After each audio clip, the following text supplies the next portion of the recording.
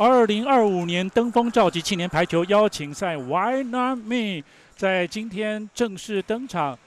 今天开始呢，一连1个星期的时间呢，在台北体育馆的红馆来进行。一共是有6天的精彩的这个赛事。那同时，今年的比赛在女子组呢，也邀请了来自大陆江苏的一支女子高中队伍，平均身高都是180以上相当惊人了。那一样，今天基本上是邀请了就是男子组的跟女子组 HBL 的这个高中排球联赛前8名的队伍参赛了姜老师，我觉得这些这个登峰造极的比赛，刚好让这些学校呢，就是一个暑假以及这个有新的选手进来之后呢，做一个磨合的一个开始。是，因为我们知道我们在台湾来讲的话，各个高中球队都是在集训的时间最重要的阶段就在暑假期间。那这暑假期间来讲的话，训练的量会很多，会很重。那再来是说，在做一个在结束的时候，就在暑假期末的时候，然后做一个调整，然后在一个整个队里面的一个组合、一个配合，然后也顺便验收一下这一次的比赛，然后验收一下成果，这样子。对，没错。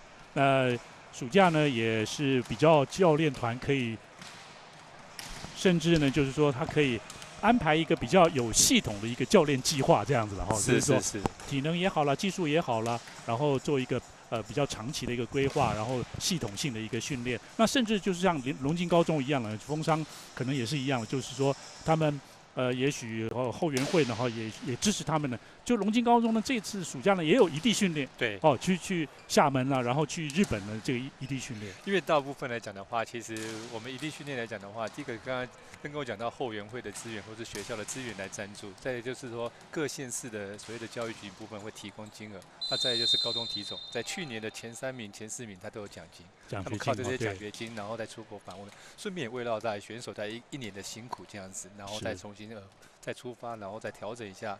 再就迈向新的一个学年度，然后再进行再更努力的练习，这样子。确实如此就是就是这些小朋友、这些孩子们呢，喜欢排球，自己也投入，把青春期呢全部投入这个排球运动，然后看看就是自己能够努力到什么样的一个程度了当然这个前辈们慢慢的。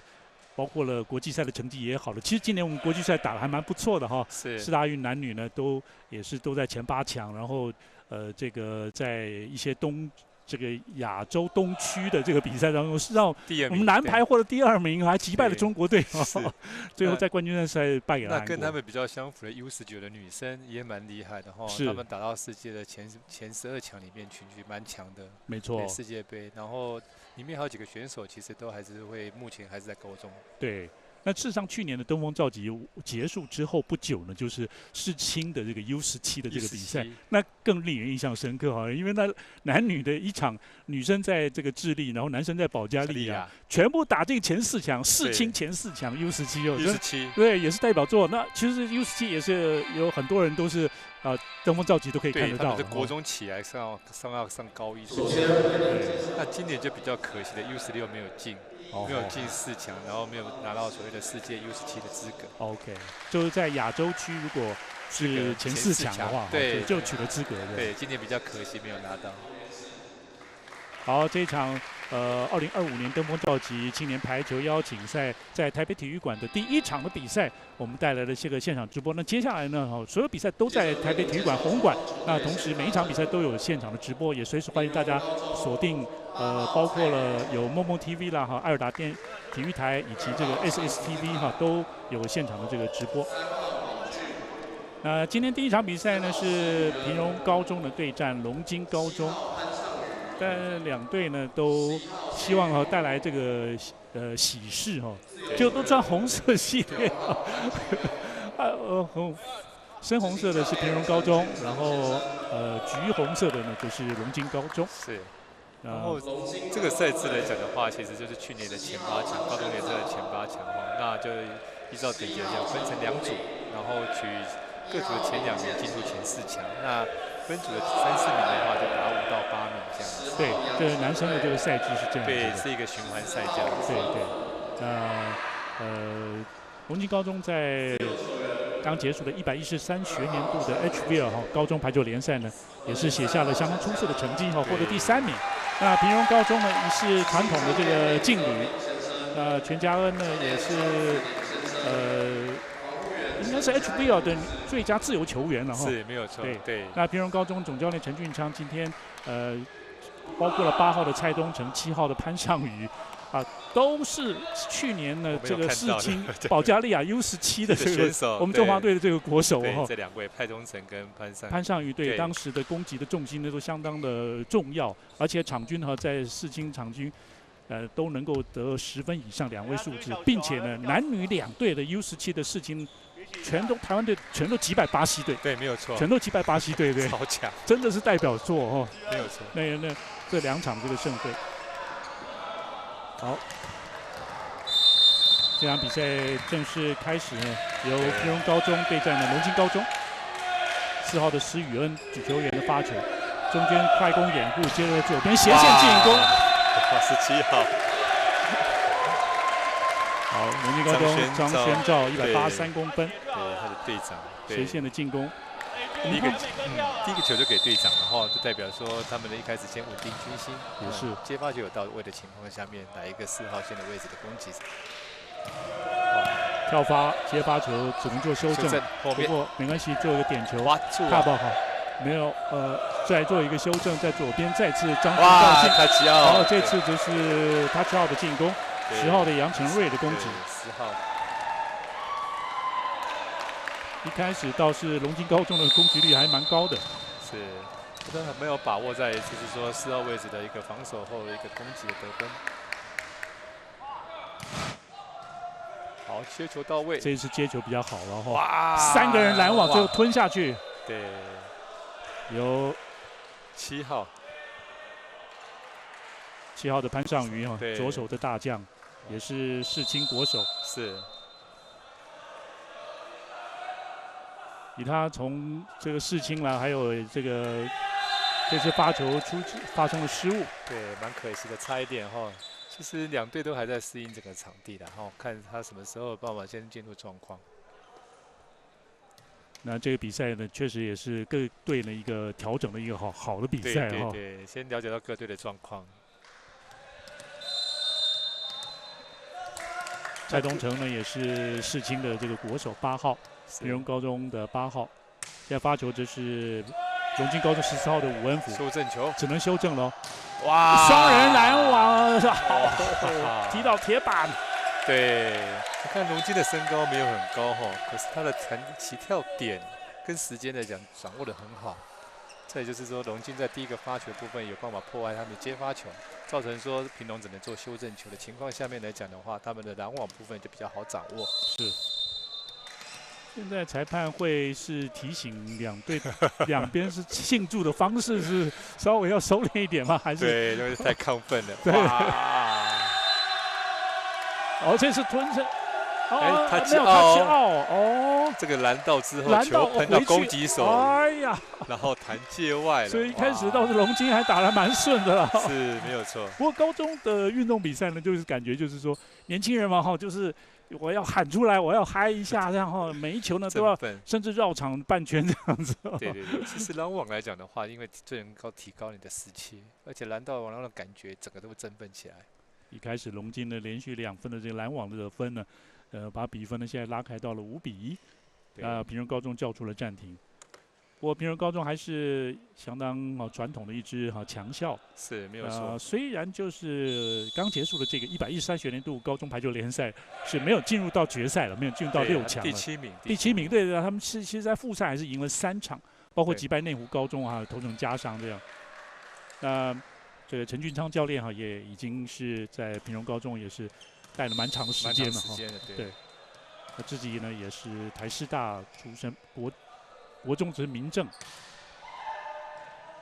稳定的发球，这次接发球到位哦，小球潘尚宇拦网倒是还聪明的处理，哇，好球，越过对方拦网的手指，还有哇，可惜了哈。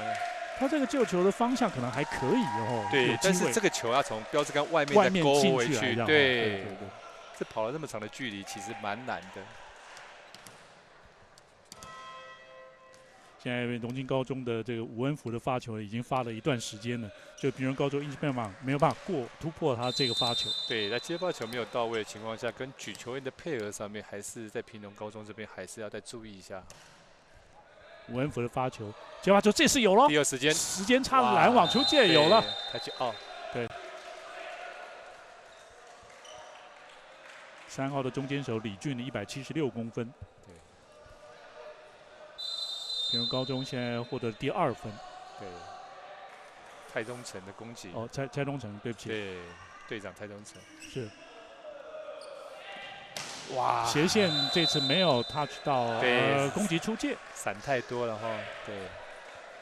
杨成瑞刚这次的攻击出界10号。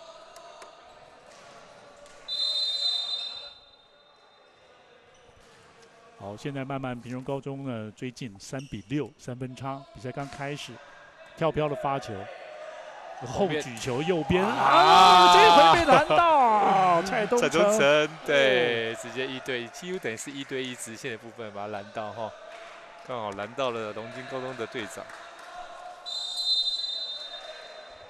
蔡东成球号码8号啊，不是特别高哈，但是经验非常的丰富。对他当边线攻击当很久，经验非常好。对，左边这次cover， 哇，直接做进攻，这就是小 miss 到哈，防守起来的球没有送到位，反而送一个爆包球，让龙津有个机会得分。攻击手或者中间手也是要注意防守的哈。对，这就是排球里面的细腻动作。对，当然球是非常的快了哈，真的是这个球还是有机会送到给举球员。蔡东成，哇，好球！自己接自己攻。对他这个球打得蛮有技巧的哈，打的球打得比较长一点点哈，让拦网者来不及顺序的去拦网。举球员跟他配合的也是相当好，哇，配合的很好，从国中开始就一直配合到现在，从后埔开始配合到现在。内埔，对不起，内埔国中在111学年也拿过国中国中联赛冠军。哇，太极奥，哇，这个球打得很好，10号。其实并不是重力扣了哈。对，他是蛮有技巧性的，杨成瑞。10号杨成瑞的得分。对，参考目前他得到了2分。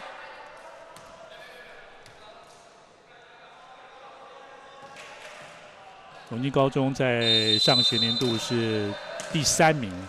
但只是在这个4强赛的时候败给了枫商哦，3比1输掉，蛮可惜的。在这当然就是相当可惜，他们复赛是全胜。对，哇，没有处理好，太长了一点点。对，11号陈波明部分把自己的球扣出界外哈。龙津高中另外3号的全家恩自由球员也是非常出色的自由球员。是。龙津高中啊，枫商都是中部地区的球队了，让龙津算是比较新的队伍了哈。对，他是说收向上啊，跟还有南投。西快攻，好球。对。1号林建成，对，身高其实。我们看他从新源国中上来，对，新源国中上来不算太高哈。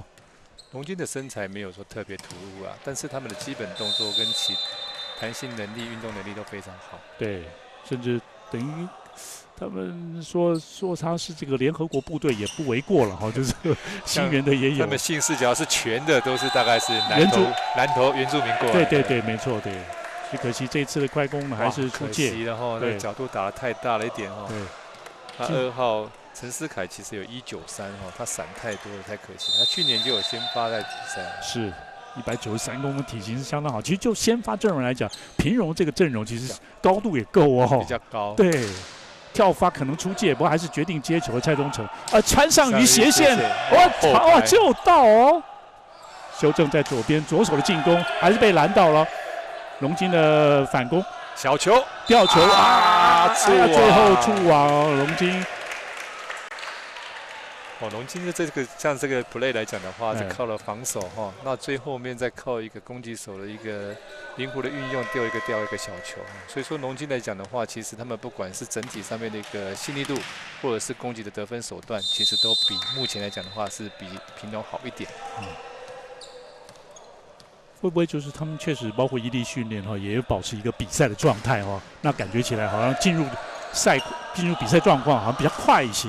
对，就平庸来讲，后排老二，后排这次的强攻，还有哦，还有，对，蔡荣成救回来8号龙金机会球，当然看看这次龙金3线进攻，快攻哇，顺势得分哇！我们看到龙金的战术战术的部分应用的很好。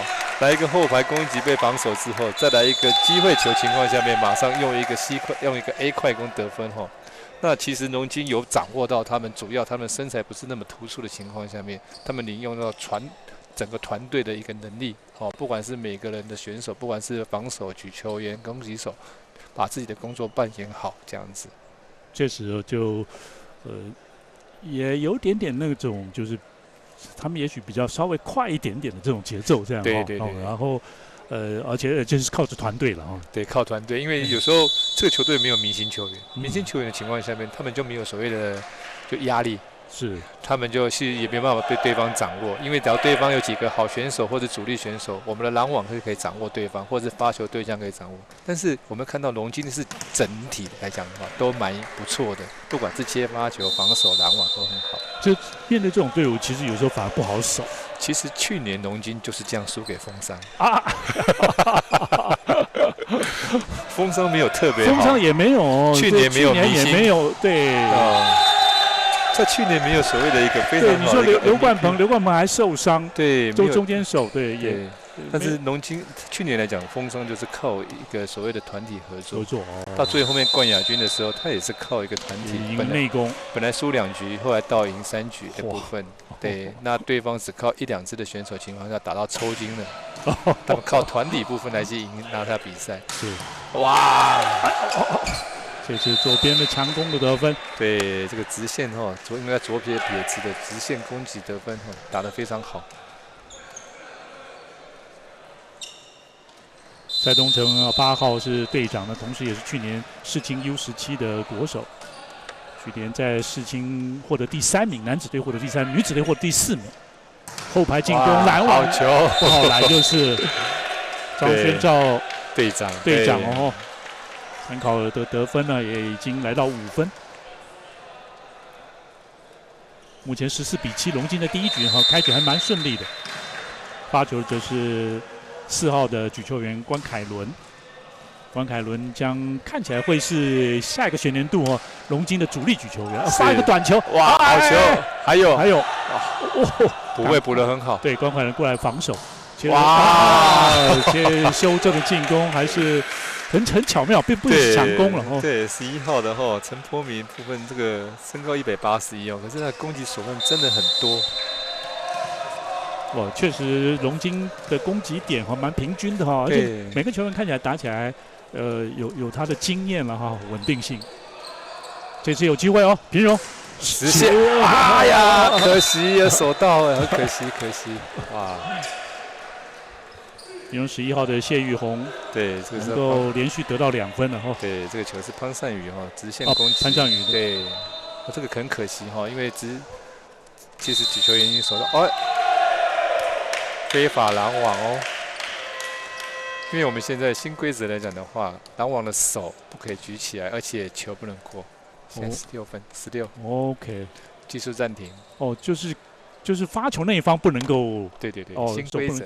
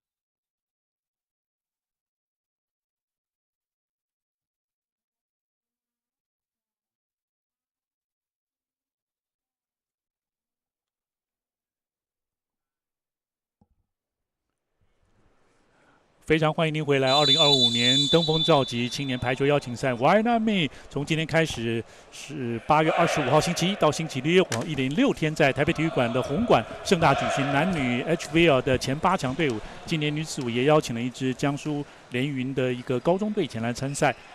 刚刚嘉勇老师呢谈到了这个前排在发球时候的那个非法掩护，非法掩护。哦 OK。那另外就是前排站位了，现在已经没有越位这样的状况了哦。时间差，哇，3个人左拦网，好球！这次后举哇，好挡起来了，机会球，球没有落地哈，哇，没有点好。还有卡巴，左边挤得满一堆的哦啊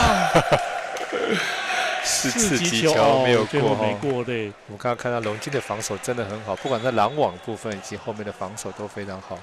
他们刚刚看到一个所谓中间的时间差攻击哈，两边拦网都有做手，我们叫做协助拦网、辅助拦网部分，他都有去用手去摊去协助帮忙拦网。假如没有这样子的话，这个球把它被对方打下来。OK。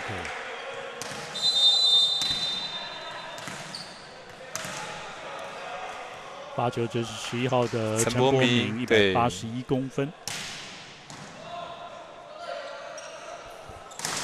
这次拦网可惜出界潘尚瑜在3号位中间的攻击。对，中间在打时间差哈，但是球没有接到位的情况下面做组合攻击是比较困难一点的。可能要靠攻击手个人的能力跟突破。对，因为太上者其实主要是副攻哦，他主要是打后排，但是到前排，哇，又有个快攻。我们看到这个快攻来讲的话，其实他出手快，拦网手哈，其实还没有完全起来的时候，他就已经出手喷掉了，哦，都慢了一拍。对，所以都是靠举球员，举球员有时候他的什么时候时机给快攻，因为他有余光会看到拦网者到底有没有跳这样。是。那攻击手他的击球点是不是自己攻击手也可以抓呢？可以，我们快攻有分3个时间嘛，可以上来马上打。3个时间哦。对，上来马上打，然后等，或是最后面再就是一个掉下来第2时间之类的这样。对。哦。好，蔡东成看起来是算平荣高中算比较稳定的了，是，他也有经验哦。对，反正他球也可以哈，就能够得分。这主要是平荣的主要攻击手。对，确实。右边长扣张轩浩在这一次出界过长了一点哦，蛮可惜的。对。不过都是相当值得期待的哈。对，这个球其实他自己知道说为什么没有打好，蛮可惜的哈。因为其实只剩一个拦网者和情况下面，他应该要把握的，对。因为我们当攻击者就是要有这样子的能力。哇，这个球没有接到位的情况下，举球员用低手去修正，但是修正的太扣了。领先的队伍会不会有时候稍微松懈了一点？我当教练的最担心就是在连续失误。连续失误，OK。而且不是被打死的失误，是自己的失误。对，那真是最可惜的。对啊，那后排攻击也算是这种隐形的失误。哇，哎呦，3个喽！对。这时候教练马上喊一个暂停的原因，就是因为选手还是要调整，因为毕竟选手才高中生而已嘛，大概17、18岁的年龄来讲的话，其实他的稳定性还是需要说再缓和一下，怎么去做这个动作。好，现在龙津高中的林真敏教练呢，只是叫出了暂停。林真敏教练，自己也是张师大毕业，并且研究所，气排他自己也打过了气排5年到9年，也待过一段时间。对。今年又增加了庄子玲哈，庄子玲对。今年又增加庄子玲进去当他的教练团之一，哦，他也是一样是龙津校友，然后8大，然后再就是他还是张师大毕业。对。所以现在在中部地区的排球来讲呢，男女排都是感觉兵源还不错不错对，然后这个接上去的这个体系国中、高中、大学对，希望气排或者是直排也都有这个队伍能够承接上。因为目前有要成立直排，今年要成立第1年情况下面，相信更多的选手愿意在着重就是喜欢上排球这个运动。哇！现在这一波的高峰浪头现在是在平荣高中这一边，连失4分对，平荣高中乘风破浪。3号李俊发球，李俊身高并不是特别高，不过担任篮中手。对，发球的得分。接发快攻也，个人占时间差。哇，张轩照的得分。对，一个往内硬塞，然后再一个往外那个凹塞的部分来给做一个自己掩护的一个攻击动作。选手可以做这种能力来讲，代表他的整个协调性跟弹性来讲是非常好的。龙津高中现在发球的是17号的张轩昭队长，左边过来重扣，哇，得分！对，蔡东成的成功率还是相当高的哈。是8号的蔡东成，上个学年也已经是攻击的主力。对，他从高一进去来讲的话，一开始是先替补，后来高2的时候就全部都是主力选手，就都是主力。对，他从内埔开始，内埔国中进去开始之后，其实这是让他球队的主力。是，可惜的身高没有再长高一点的话，那就更好。对，现在还是184。对，哇！不，我觉得张轩照会不会球给他太不是？对，17号张轩照球给他太多了哦，几乎都是他。对，当然也有练他的味道了哦，但现在已经追进了16比19。哇！打过来哇！目前运势是在平阳身上。对，潘尚宇发球得分。马上还是暂停哈，已经用掉2次暂停了哈。对，原本领先6分的情况下面，现在被追到剩2分。那曾宣照这个选手来讲的话，其实他担任队长本来就应该要负起球队得分的一个能力哈。是。但他自己的失分过多了，而且那都是不必要的失误，打2颗出界，然后打1个容易没有过。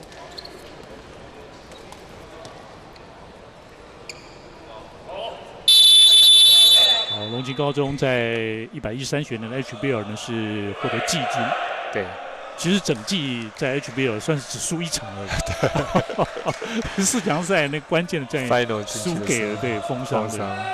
那他们最后季军还是赢了华侨了，就是对。选手的调整是最难的，一季都打得很好，可是关键时候再输掉。对，有道理。哇！哎呦，被拦下来啊！被陈思凯一个人单抓哦。对，193。对，这个球不够长的情况下面，他只能打斜线。那斜线的部分来讲的话，要刚好碰到陈思凯篮中选手。10号杨成瑞的进攻，杨成瑞接发又发生失误，还好修正右边张玄照。哇，很敢打。外围哇，界外攻击出界，换蔡东成发生小失误。哇，两队的攻击的大主将互别苗头。对，这个球修正攻击打得很好，很敢打哦。可惜这个球打斜线的哈，蔡东成斜线角度偏大了一点，太可惜了。有时候就是，当然重扣、暴力扣杀哦，很过瘾哦。但是关键是得分成功率蛮重要的。对，刚刚那球得分的话是平手。是。蔡东成报球。太极奥对。太极奥的进攻，因为应该举球员在前排吧？哈，举球员比较矮一点哈。举球员才172公分哦。对，不过关凯伦跟队友的这个搭配看起来还不错哦。对，还算蛮年轻的一个举球员。蔡东成跳发，哇！有时候觉得胜败输赢都在蔡东成身上，关键的球，然后再发球权拿到之后又把球发界外，蛮可惜的哦。这个陈俊昌教练是说呢，就是这一届的，就是张俊明毕业之后呢，那他们剩下的这批球员呢，感觉起来了，团队的士气凝聚力还不错。对，直线啊，好守起来，直线哦。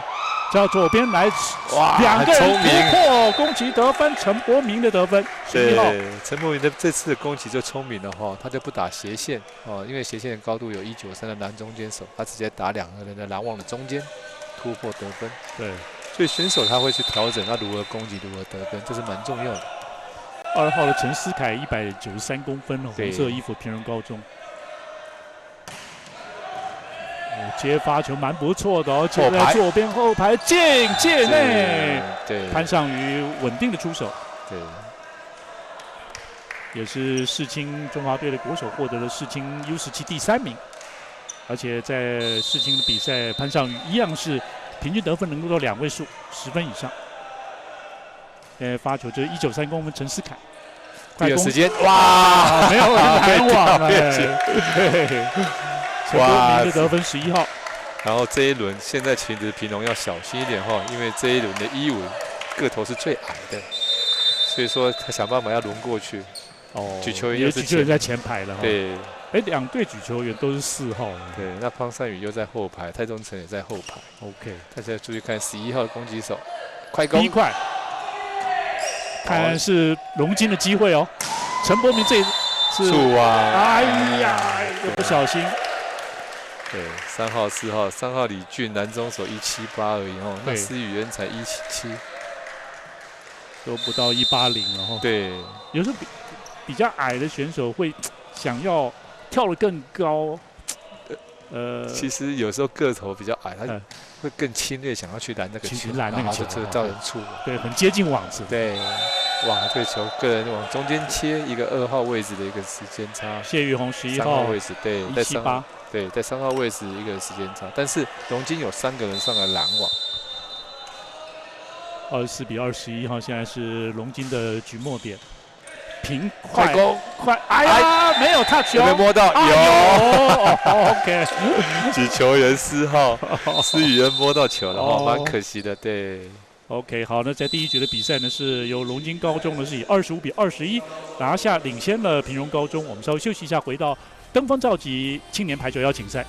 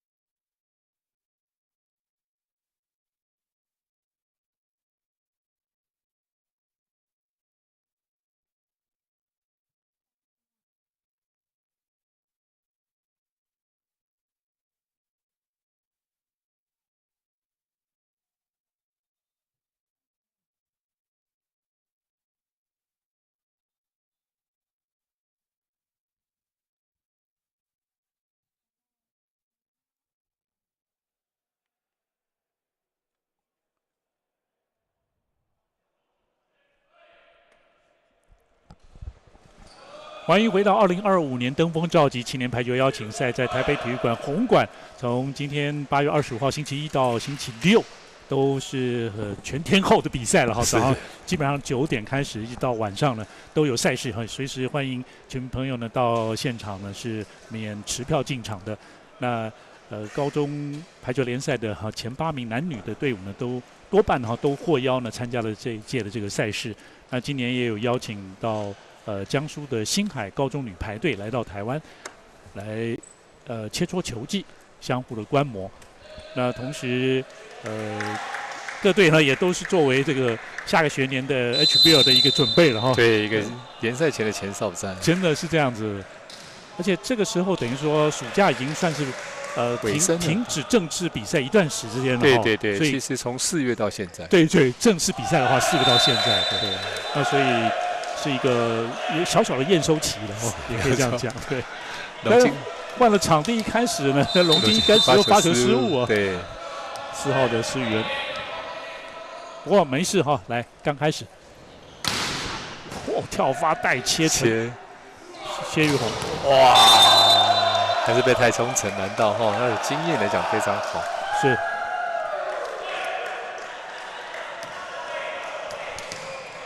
蔡东成有攻击有拦网，参考今天也拦下了2分。对。现在是平荣高中的第2局开始取得2比0领先。发球是11号的谢玉红，左手快攻哇，14号的快攻。吴恩福，对，184。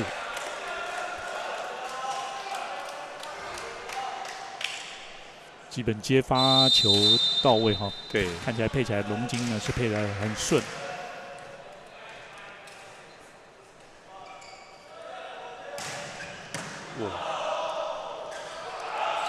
潘尚宇，哇，直线哦，几乎原地起跳一个直线哦。他一开始会冲得太进去了吗？对，一开始的站的位置太里面了哈，然后球过长的情况下面，他来直线，个人能力好。是，以他来讲哈，这个国际赛都有经验了哈，所以这个比赛他们这些主力球员大概就是一个调整了哈，轻松。哇，这个球边直线哦，哎呀，出界，对，太直了一点哈，拐出去了。10号的杨成瑞攻击出界，对，平荣高中取得4比1领先。右边红色衣服的平荣高中，橘色衣服这是龙津高中。发球是3号的李俊，2个人中间突破，杨成瑞修正了一下。对，这个球打得很好哈。其实那个位置是平荣拦网最高的哈。潘尚宇嘛，对，然后在史恩斯凯，对，哇，这2个是最高的身材，一个188，一个193哦，是，那他有办法突破，真的做得蛮好的，哇，发小脚，有想法，但是稳定性还是不够哈，他发4号位置的小脚。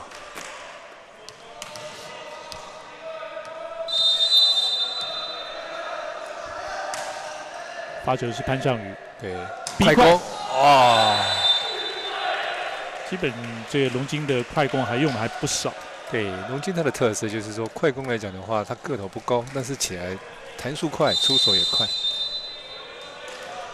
蛮常出现就是平荣只有一支拦网，或者甚至没有拦网，快攻会跟不到。对，慢了一修正哈，蔡东成2个人中间，我刚刚举球的位置举得蛮好的了。对，这个球几乎从拦网的手上面灌下去，蔡东成弹性也很好。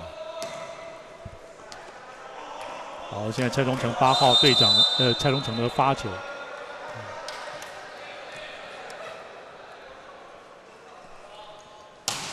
哇，直线好强，接的也蛮不错的哦，刚刚啊，但是平荣机会来了，对，平荣快攻，哦，被接到，陈思凯后排攻击，陈思凯难呀，但是吞下去啊，对，手没有用力啊。那其实因为后排攻击来讲，跟拦网者的距离是有的哈，所以说时间点跳不对的情况下面，这个球的变化性就会很大。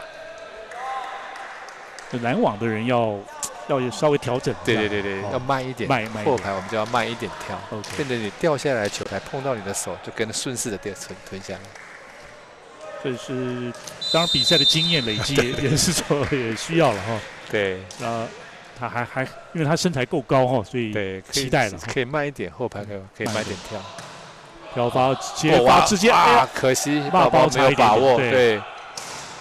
哇，还有被拦回来，但是防守出界。对，补位的选手哈，太可惜了哈，这个球接了蔡东成把球救接外了。因为这个球反弹起来的球，其实就要做得更细腻一点。有时候我们往球场的中间送，然后再做修正都可以，而不是说一定要接到举球员的位置去，那么刚好这样子。是。刚刚也是能够龙金也是能够拦下这一球了，对，相当好，而且举球员在前排。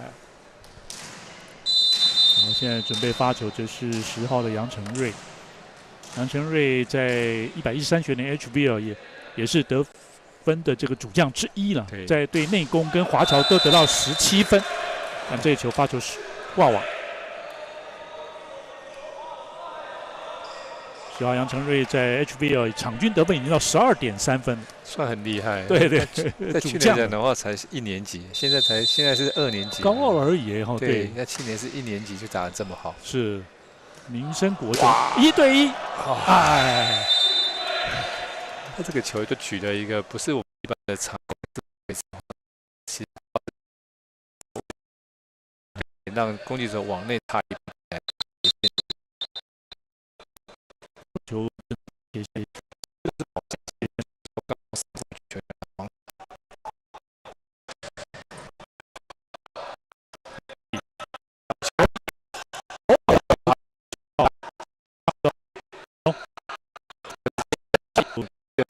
时间再次一样，这次就是他就要进攻了哈。对，平常这种攻击来讲，其实我们也讲过不太科学啦。因为左手撇子，他一直往中间切，不是很顺手。对，不是很顺手。因为我们知道左手最好的攻击位置在2号位置，或者是后排的位置，1号位置这攻击是最好。但是他从4号往内切，然后手又往外拐，其实是蛮辛苦的。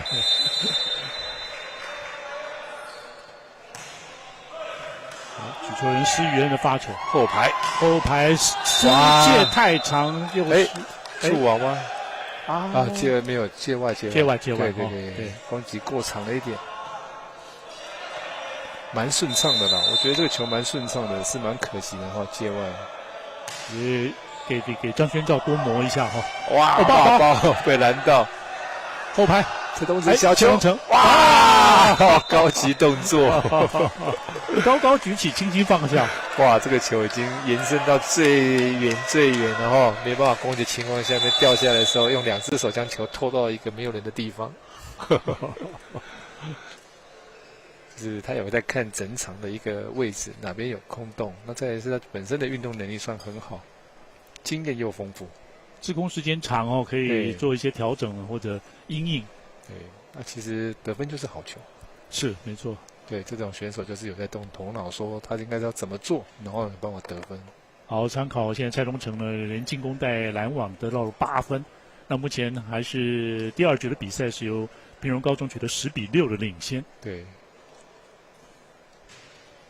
当然，龙津高中，中部地区的第2所的男子的这个高中队了，当然风沙是传统的强校了。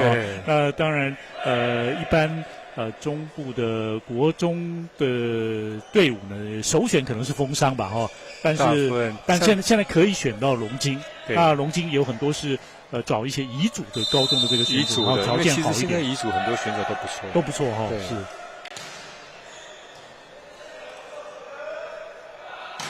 1-2，这次拦下来哦，后排给蔡东成直接攻击。这个球的时间球够高的情况下面，蔡东成就有办法充分的准备完成助跑，然后起跳攻击得分。现在就是像蔡东成啦，像这个华侨的黄品燕都不是高到190这样子不是有点可惜了就是国际赛还是稍微，尤其到成人组的话，有些可能会矮了一点。对。因为总不能永远都是用速度啊，因为其实有时候你个头不高，拦网就吃亏。是，那起跳人家用50%，你要用100%，那你连跳几次？对，高个子还是有他的有利程。大包，哇，得分！轻松的拨球，谢宇宏得分。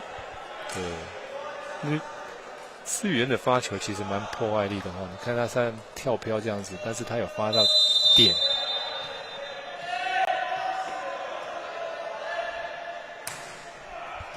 这点每次发的直线都很漂亮，是，而且有时候跳飘忽不定哎，这是谁出界啊？最后经验球哈，这个球已经拖得太靠网的情况下面，他去 out 了，龙金顺势出去。一般高的人还是占优势。哦，对，哎，当然球已经出界了哈，所以下来虽然碰网，但是已经先得分了。这个球他有在犹豫要不要碰。哇，那球直线都发得很好，破坏他的一传，没错。而且防守蔡东成的也不差，哇，高打点重扣得分，潘尚瑜，哇，双箭头，蔡东成跟潘尚瑜，平荣高中今年还是相当有希望。对，我们刚刚看到潘尚瑜的部分来讲的话，在2号位置攻击的非常顺手哈。我们这个球来讲的话，一般来讲我们就要点扣啦，就是说在球拿高，然后顺势用手腕扣下来，而不是用整个手臂跟身体的力量。哇，直线又发得非常好。只能处理球了，对，连续的破坏他的一传，修正给潘尚瑜，哇，斜线得分。对，在第2局的比赛，现在红色衣服的平荣高中呢是来到了16-6的领先。我们稍微休息一下，马上回来。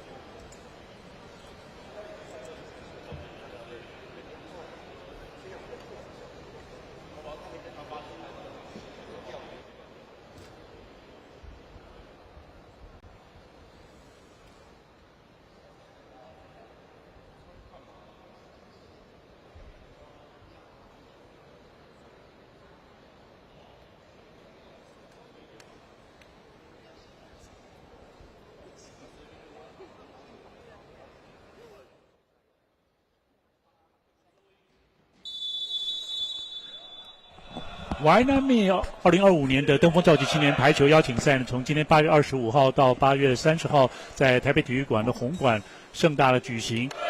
今天场地整理的关系，然后前面2场呢没有在台北体育馆红馆，那前面2场是在内湖高中嘛，内湖高中。HBL 在113学年度呢获得前8名的男女生的队伍呢，多数呢获得邀请参加比赛。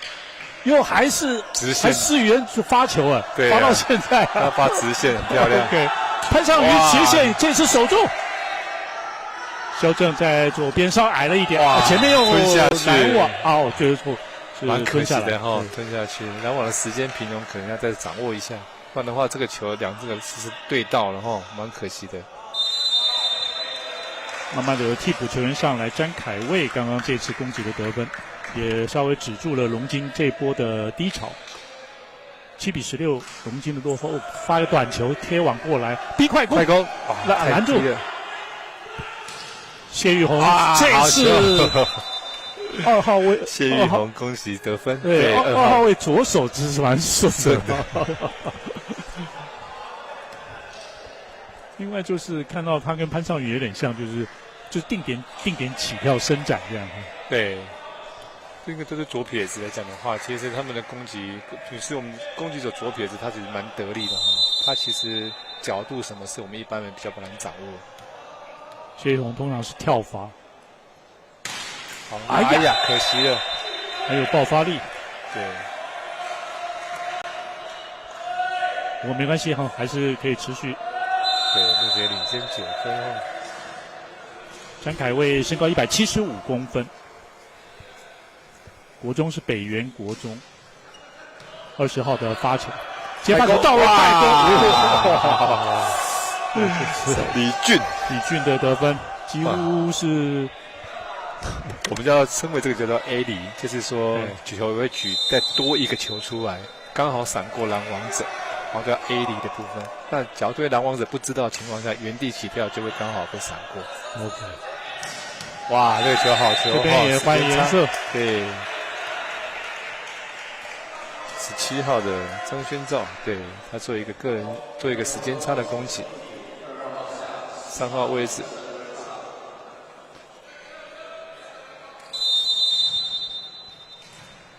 前面吴恩福14号的掩护也是很重要。对，这是17号张宣照在第2局首次的得分。飘飘的发球，接发球到位哦，接着潘尚宇，哇，太极啊，好聪明，已经2次这样子了。对。有时候我们拦网手的时候，看他那个拨的动作，有时候我们手要缩起来，都是经验的问题。哇，破坏了接发球，对，只能够修正。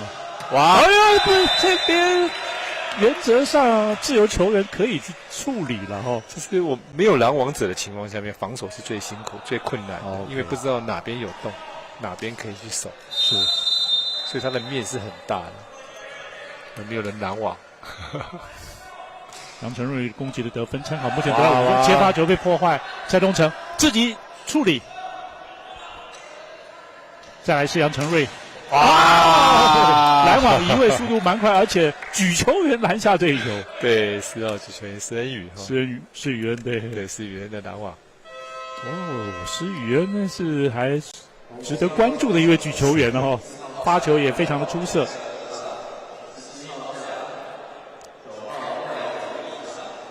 他其实也是这个世青的 U17获得季军的这个球员，同时也是主力的举球员。在 HBL 113学年度举球的好球率也到大概36%。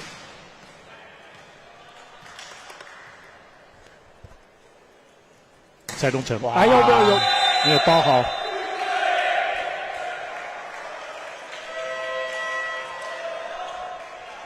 我现在还是有一定的领先了。对，所以说双方部分来讲做一个调整哈，像龙金也在做一个调整。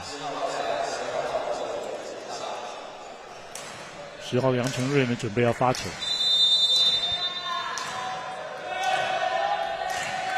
参考杨承瑞也已经得到了5分这场比赛。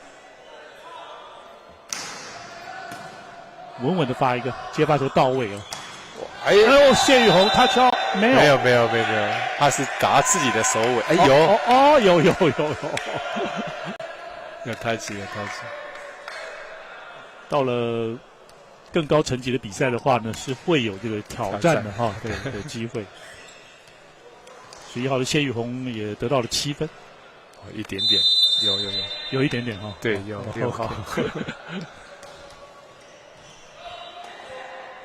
比如17号林胜恩是这一局换上来的，对，换上来，他身高也有到188公分，对。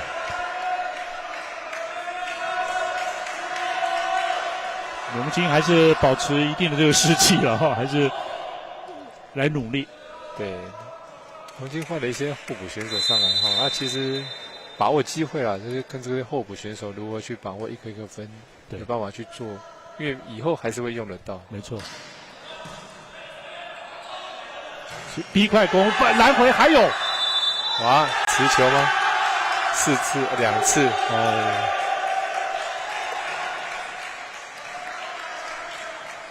看起来是一瞬间哈，不过裁判是抓得很仔细。他判那个3号李俊的对2次先碰到身体再升起来，对。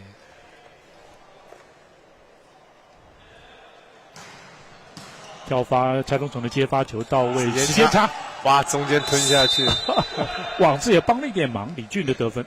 对。平荣高中现在22-13，在第2局取得领先。这支平荣高中还是，因为他们像蔡东成，他们都是从国中开始哈，就一起配合了很久哈。国中从内埔对，然后配合到现在。对。那这一局来讲的话，平荣其实在发球下了很多功夫哈，因为刚刚看到施宇恩的直线得了很多分，去破坏他们的一传。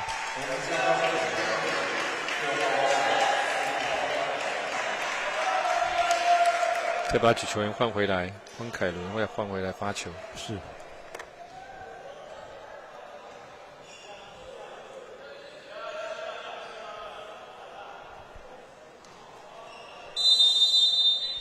黄凯伦的举球也是相当稳定，而且跟队友的配合也不差。对，他现在才2年级而已，很年轻哦，对。对，高2选手。对。跳飘的发球接发球，这次到位后举小球，谢玉红吊球，有，就到以后后举直线进攻，也守起来咯。快攻 B 快攻、没有过网。哇，这个球是离网快攻哦，就是说攻击手的部分来讲的话，他站助跑的位置其实是太靠近贴网的情况下，你举球员不好举。所以快攻手还是尽可能前后还是要跑动。离网快攻来讲，其实我们要就是说你要转身，然后稍微离网一点，让举球有办法喂到你。OK， 哇，赶快哦，被拦到，是，哇，哎呦，高举高打，外，对，这个用抓的球，但是出界，对。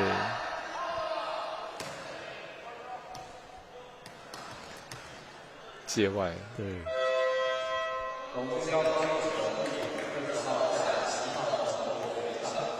黄金已经换了6个人次了，不能再换人。来到了第2局的局末点，平荣高中的局末点，跳发的是谢玉红。张轩照的攻击，这回被拦回来，换到右边来，拦网界外啊！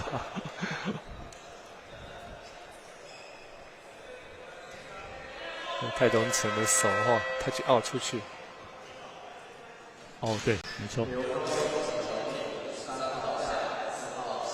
陈柏明的发球，目前陈柏明参考得到6分。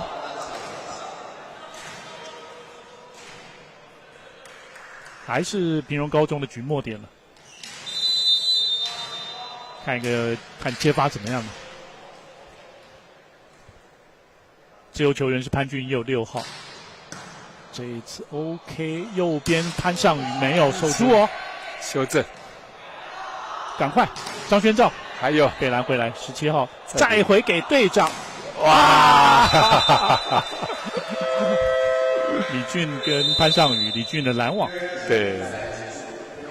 好，第二局的比赛是由平荣高中呢是以25-15呢扳回了一城，双方战成了1-1平手。休息一下，回到登峰造极青年排球邀请赛。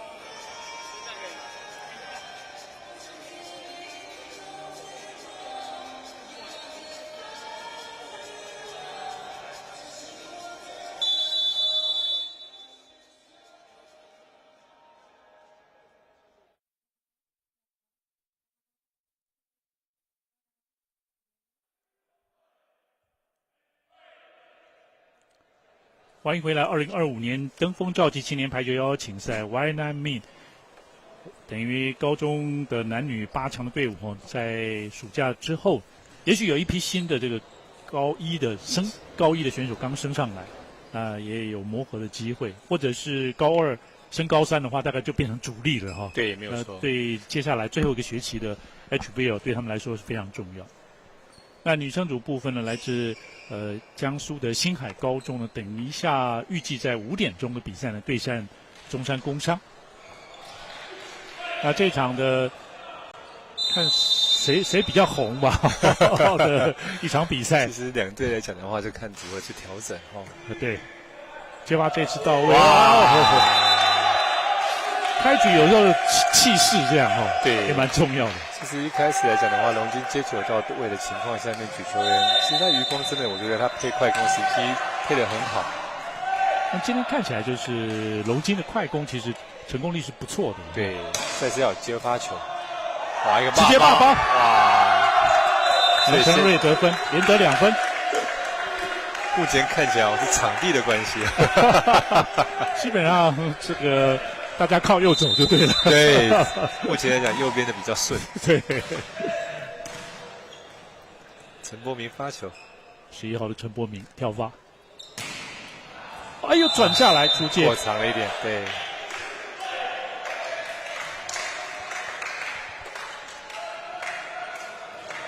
现在男子的比赛几乎都是跳发。对。谢玉红，哇，这直接啊 ！ace， 对，这个球发的真的很强，带切。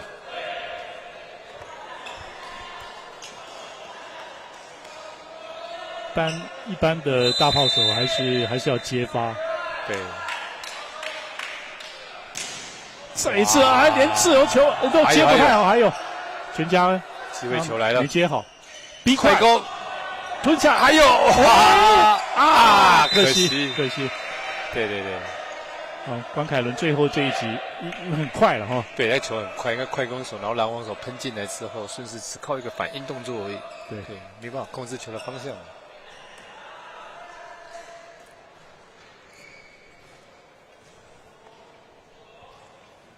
谢玉龙连续的2个发球，跳发球都非常强。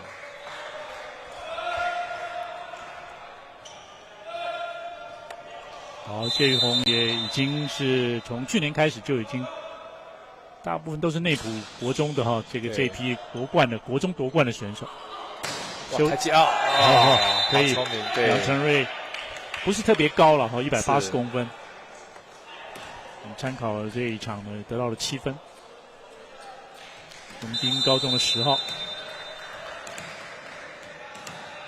施宇恩4号也是世青获得季军的这个举球员。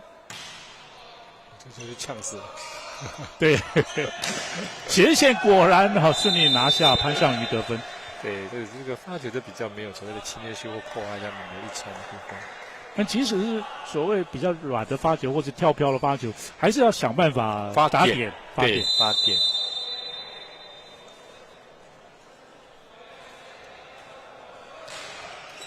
这个跳飘还是飘忽不定哦。对，真的有飘。有2次。打他自己的头，所以是2次。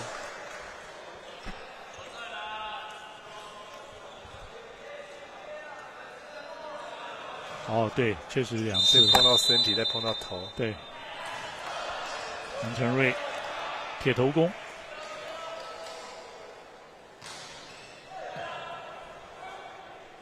快攻到了，对。这个包没有掌握。对。哇，太早跳了。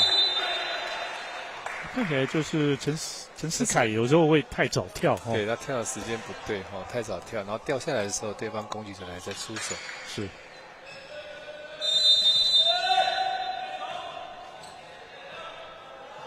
刚刚潘少宇是改成用右手，是不是？有看到一球。这个重扣，用力打，机会大蔡东成用力，对，相当的有 power。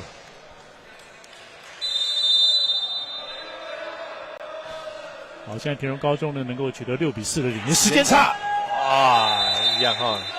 我看到那个，其实陈思凯的拦网的成功率其实不高，没有太高哈。对，身材那么高，其实他的手型哦，起跳时间上面还是要再练一下。会肌力训练吗？还是吃的再壮一点？对，其实我们要多练习，让他知道说他起跳的时间点在哪里。再就是说手部的动作很重要， OK 拦网的手很重要。你没有出力，没有所谓的抓一个球的方向来讲，很容易被球喷出去。那像那个他做了一个所谓的 V 式快攻哦，打一个斜线，打得非常好。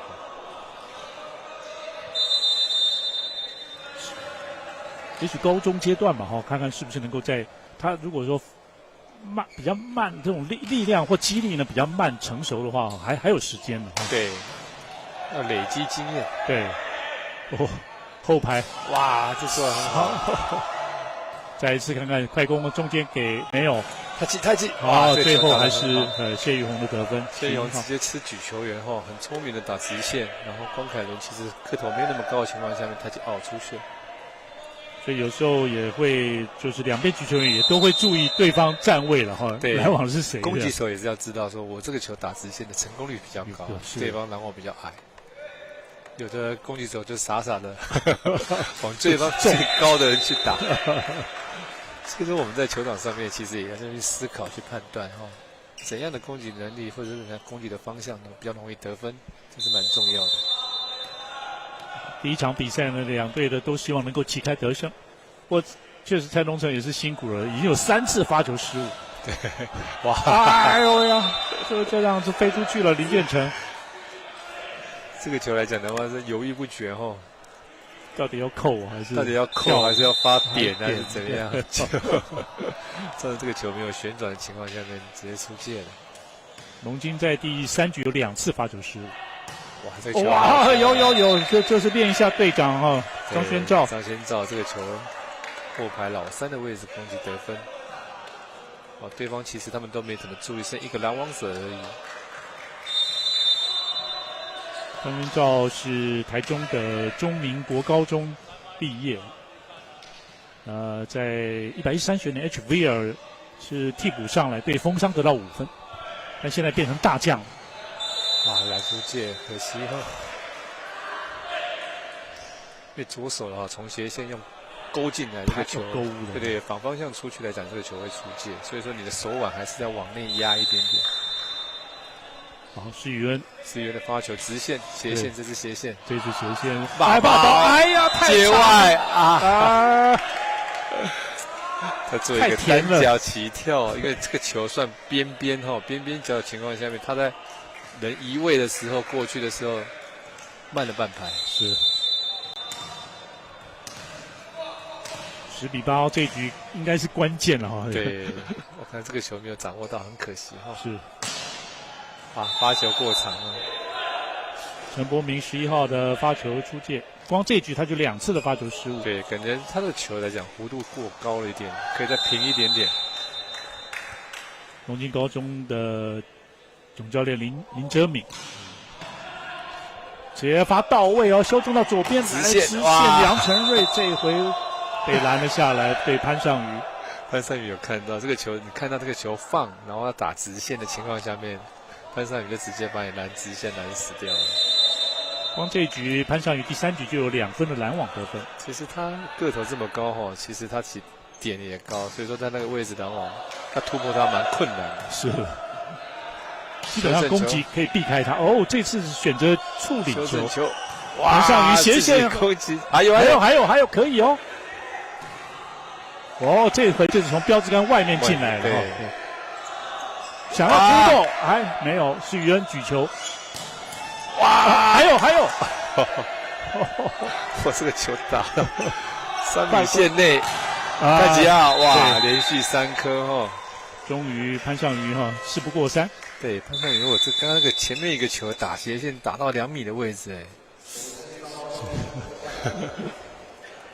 目前平荣高中13比8的领先了，龙津高中叫出了暂停。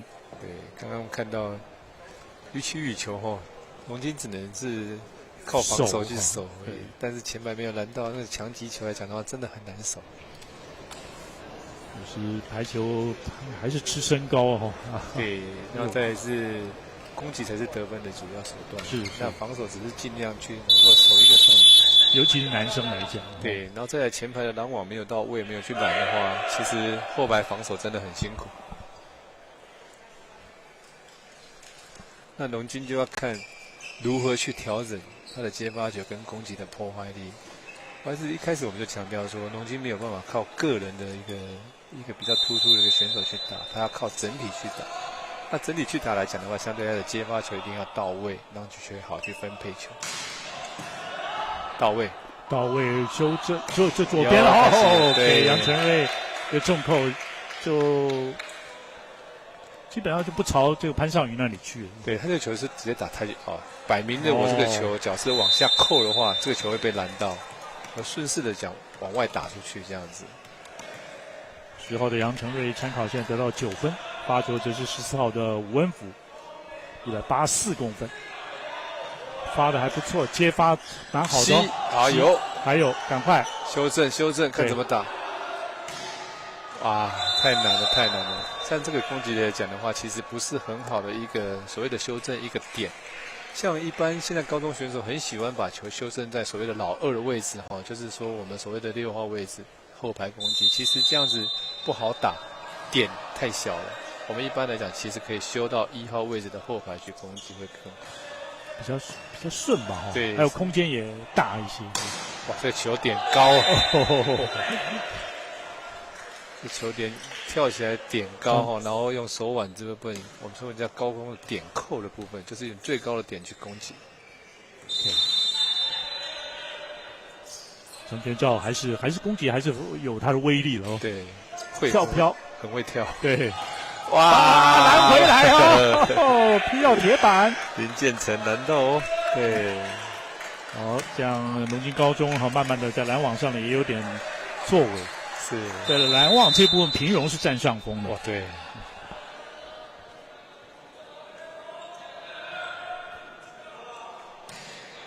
至于太东城的球喽，对，没错，吞下去，对。完全靠手腕而已。对，那其实这个球有对到位，龙津有对到位，但是所谓的我们的拦网手包的不够扎实，没有摊过去，这样子让球吞下来。哇，没有接发球，修正给张轩照最后，哇，张轩照跳出来了在没有接发球的情况，修正在老3的位置后排攻击可以得分。张轩照得分到2位数，对。后排攻击拦网确实比较不好抓了对，然后陈思凯没有上去拦网。OK， 龙津现在追近12-15，强势的跳发杨承瑞，快攻，空间快攻，陈思凯稍微弥补一下自己。对，个头高顺势从上面打下来就可以得分了。16-12，平荣高中领先。我们稍微休息一下，回到登峰造极青年排球赛。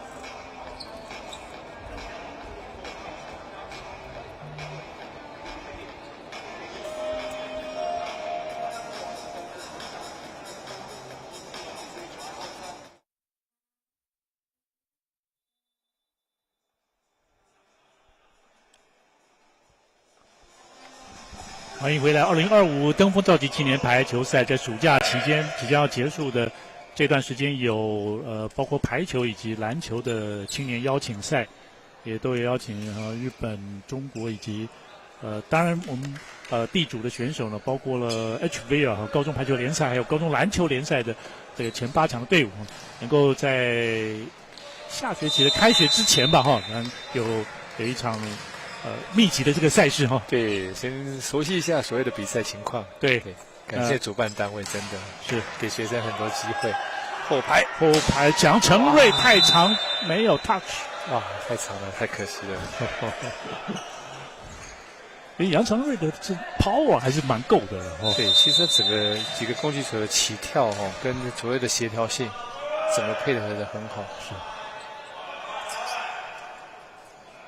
蔡东成的跳发，陈柏球质很重，差一点直接攻在左边，哇，直线高打点了啊！吃这个施雨恩了哈。对，陈柏明得分。对。因为这个位置不是潘善宇那边拦网了哈，他的得分能力就比较好一点。对对。11号的陈柏明是来自深港国中，你是从彰化过来。彰化对。林建成的发球，潘俊佑的接发直线，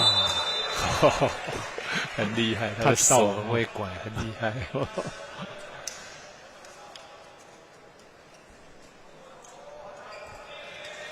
看起来这批平荣高中的选手彼此默契也是很熟悉的了哈。技术越来越纯熟。后举球右边给张轩照，还是过长了一点。哎呀，可惜了哈。他的后排今天成功率不算高哈。对，其实他不用怕哈。其实我们后排攻击来讲呢，其实球路比较重要。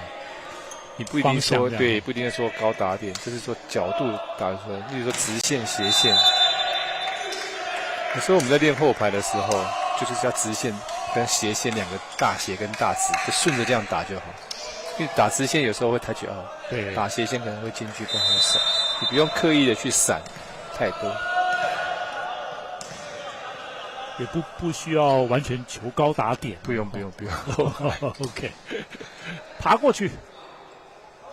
后排蔡东成自己的失误蛮可惜的哈。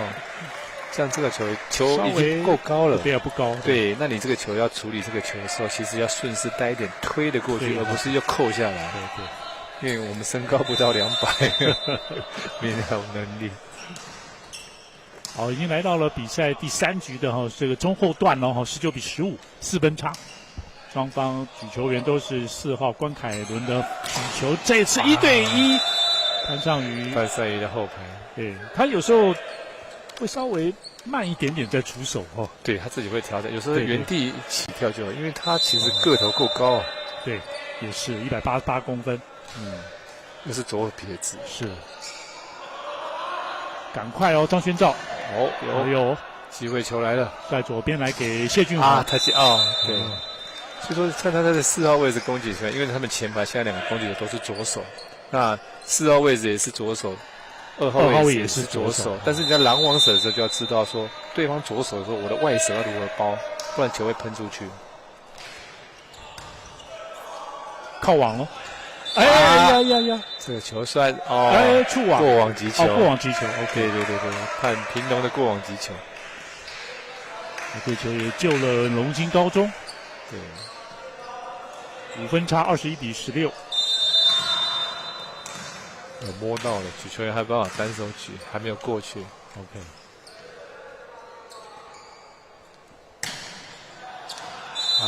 这已经几次了这局的发球失误太多了，光这局他就3次发球失误。不过他也在修正吧，在调整，对。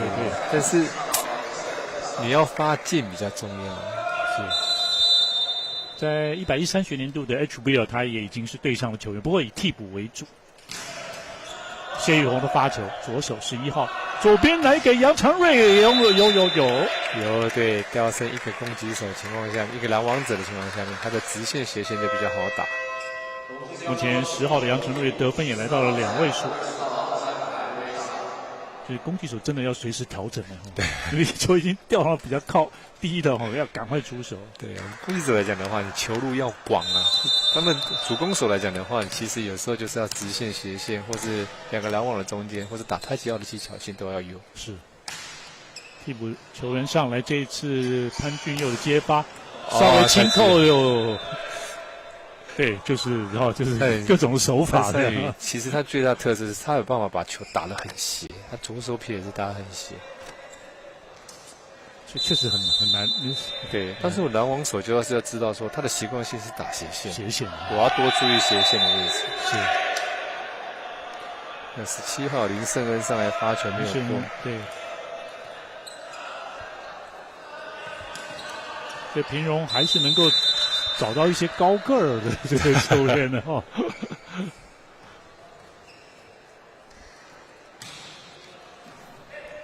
黄金高中个人时间差，对，拦到了。助理球，机会球，对，看看在左边来杨成瑞2个人中间，对。他也随时余光在看着。尤其可能2号这个你要知道，其实陈思凯的狼王他其实做组合不是做的那么好的情况下面，中间就是你一个得分的一个球路之一。是，你反而打斜了，他慢嘛，慢的情况跳起来刚好碰到他的手。有时候他刚好是狼王的移动性能力比较差的情况下面，组合能力比较差，你就可以去打中间这个点，是这条路。再一次，他起哇！光是这一局，现在这个杨成瑞10号呢就已经得到7分，光这一局可以试着再吃它，不要打直线，而且追到20-23了。对，因为直线有潘尚宇在那边，不要打直线，就继续打斜线或者打中间就好。高度并不是唯一了。对，因为他的手型跟起跳点不是那么好，哇，直线宣召这个发球不错，蔡东成斜线，这个拦网者拦得太直了整个带过去变成斜线一个大洞的情况下面，刚刚照说平荣的前排这3个应该是他们最强的阵容了，不过守得还蛮辛苦，不过还好现在第3局平荣现在来到了局末点。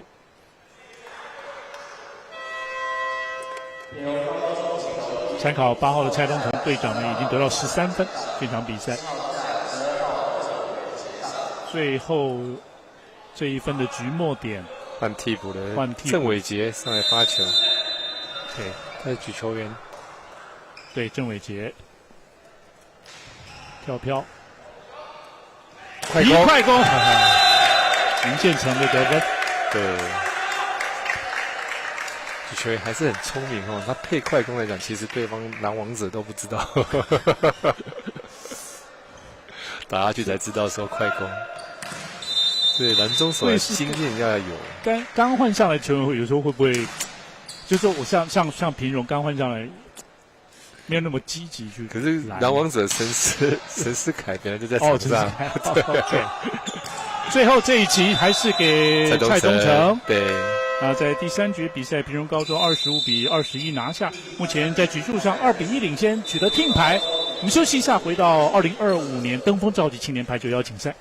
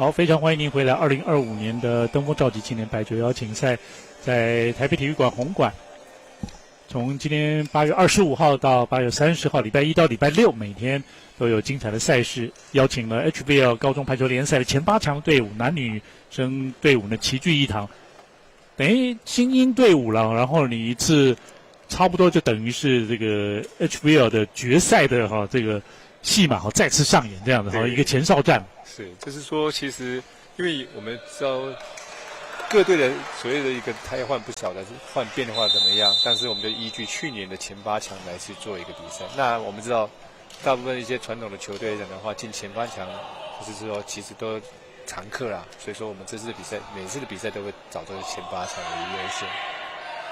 而各队参赛的意愿还是蛮高的哈。对。是很好的一个磨练。男生队刚好前8强都到，那女生就没有。是。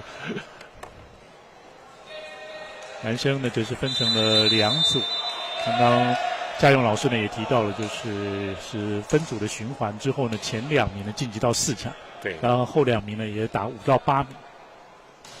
好，现在第4局的比赛开始。对，龙基的发球失误蛮可惜的哈。举球员已经连续两局的第一个发球都失误。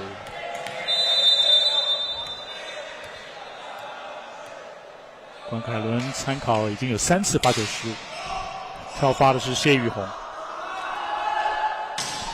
哇，太长吗？哦 ，touch out， 奥赛。出界。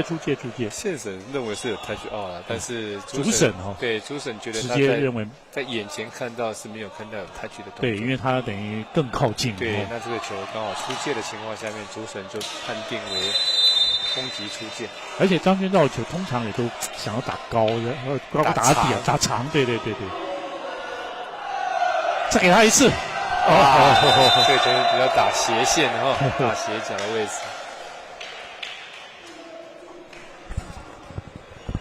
自由球员潘俊佑的表现也是相当的出色。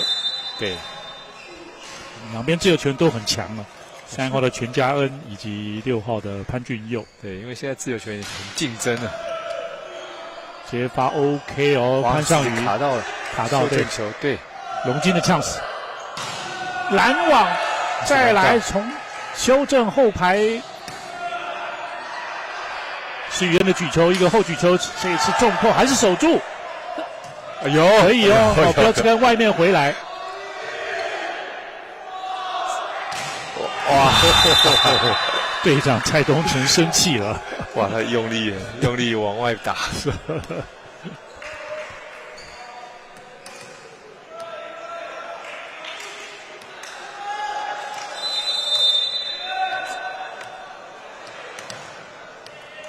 好，这一局现在是3-2的开局，平荣高中领先。李俊发一个短球，时间差，哇，有，对，这个球做得很好个人移位这样子的攻击，看起来龙金队员之间的配合也是还不错，对，个人能力也不错，感觉整个蛮协调性的，是，球员也在场上享受这个比赛的过程，对，哇，可惜啊，这一局发球2次的失误，2次了4分里面有送了2分了对，其实就是利用这个比赛来去调整，或者是在知道自己的缺点在哪里。是，陈柏明，不过这个参考而已了，就从第3局到现在已经发4次发球失误，修正，哇，吞下去了，张轩照的得分。对，我看到陈思凯虽然那么高，球都有碰到，可是很可惜都没有办法把对方拦死掉。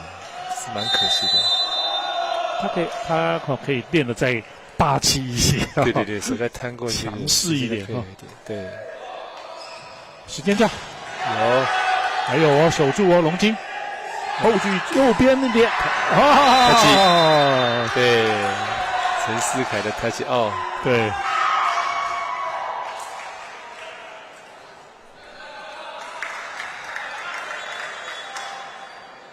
跳起来侧面没有转过去其实我们在助跑跳的时候，跳起来之后手还是要面对整个网子，它变成是侧面，一只手比较离网情况下面，球碰到另外一只手，这球就弹出去。飘飘发球蛮不错，张天照大包，哎呀，可惜出界。哇，这个可惜，回去把包练多一点。李建成没有包好，这机会球啊，太可惜了，真的。对方送会太着急了吗？其实没有在注意，我们应该讲说，这个选手来讲没有在注意这个球霸包，有注意来讲，其实你就很容易扣下去。是。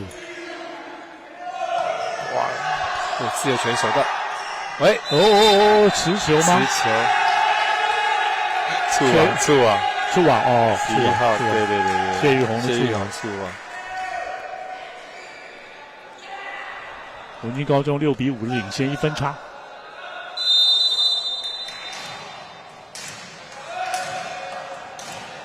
哦，对，压的是比较大了哦。对，然后是不是手拖下来碰到网子拉下来这样？哎呀，可惜了，上一次发球失误。对。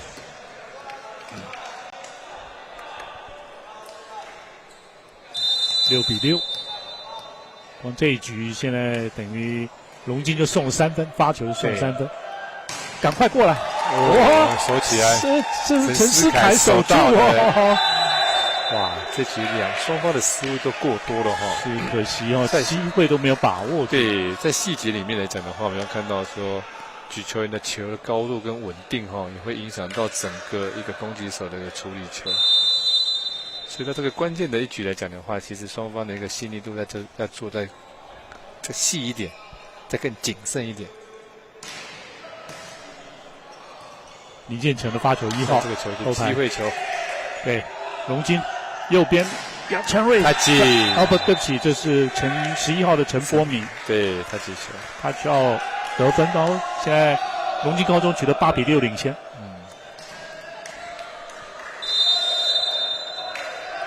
陈柏明虽然发球有状况，可是还好，攻击还不错，得到了9分。潘尚宇这回报仇有了，潘尚宇的后来老三，他够高了哈，所以看起来视野也是宽广。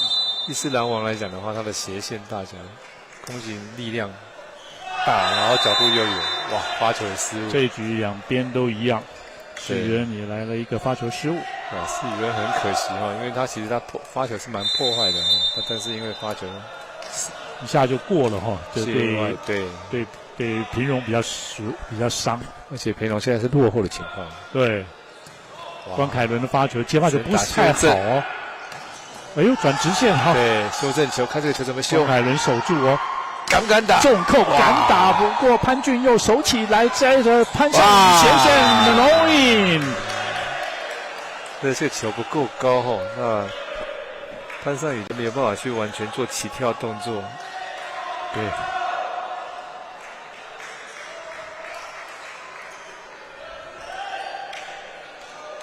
左手在4号位，没有那么顺，没有像2号位这么顺。对，刚好两个都是左手。11号谢玉红也是左手，对。10比7，现在龙津高中领先第4局，哇，这又只能修正球。对，转播的第一场哦，看看，哇，直线还好，谢玉红，这回就够高了哈，够高的情况下完全起跳的情况，对，这个做的比较流畅。参考谢玉红得到了13分，8比10，现在平荣追进，谢玉红跳发，好球，哇，进得难吗？不好打了，没有了，对，谢玉红发球的得分，对，谢玉红发球的部分是非常强劲的哈，是，而且蛮稳定的，以跳跃发球来讲的话，成功率来讲算蛮高的。参考他发球得到2分，哇，全加分，斜线守住篮网，再看，再一个，好，转成直线太长，有没有他？没有，哇，张玄照今天大概攻击率就40%而已，对，关键的一个得分球都没有得分，蛮可惜的，而且被平荣追平了，双方现在10比10。哇，接发 OK， 右边拦下来了，蔡东成，向荣成对，还有李俊，这个球蔡东成难到，蔡东成了哈。对，蔡东成也在今天拦下了3分了。我现在谢玉宏这一轮发了好几球了。对，谢玉宏发球质很强。哎呀，出界，可惜了哈。是，但是有达到破坏的效果。没错。双方11比11平手，在他的发球这一轮已经平荣现在追平了。对。龙金现在轮到了11号陈柏明的发球。接发到位，右边，这太靠网了，只能处理。OK， 自由球在前排用手举是不能攻击的。对，弹上一对篮下，杨成瑞得分。这球运气算好哦，打到篮网者，刚好打到蔡东成手上。对，方尚宇的手上、身体上面，他自己也没办法没有想到这个球会反弹回来，让他自己对。哇，直线！哇，陈柏明 ace，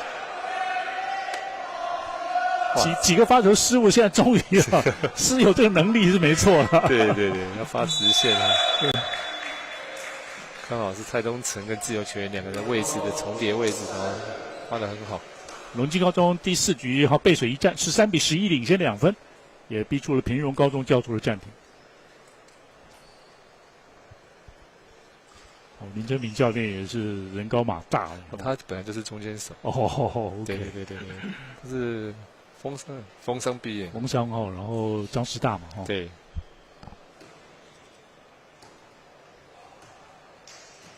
平荣高中陈俊昌教练呢他说是民政嘛，国中是民政，然后台师大对。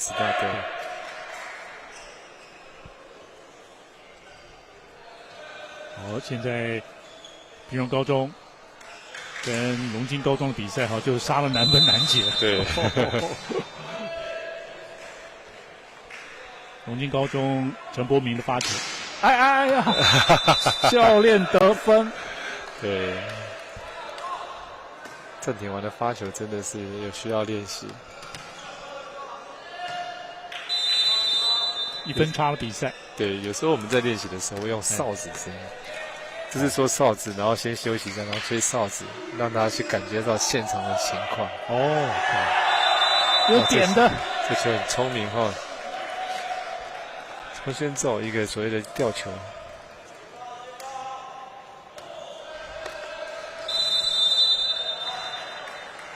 看起来张轩昭在前排的攻击的手法还是蛮多样化。对，其实就看到现在目前来讲，在分数比较紧的时候。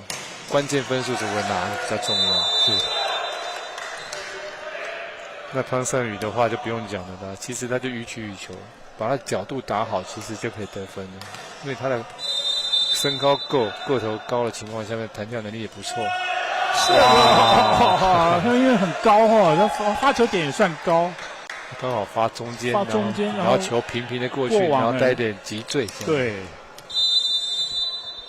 发球，他今天也发进了2分，接发到位斜线张好球，送上了遥远处最长的空间对，其实球有时候打长打角度这样子其实就很容易得分，不要打得太单调。1分差的比赛，现在龙津高中领先15比14，发球是张轩兆到后排，蔡东成接发有点吧，哇，小球回来卡吧。第2突破，蔡东成对，没错，蔡东被林建成拦回来1分。来到了技术暂停的时间呢，16比14，龙津高中领先背水一战。哇，这场比赛还有得打我们休息一下，马上回来。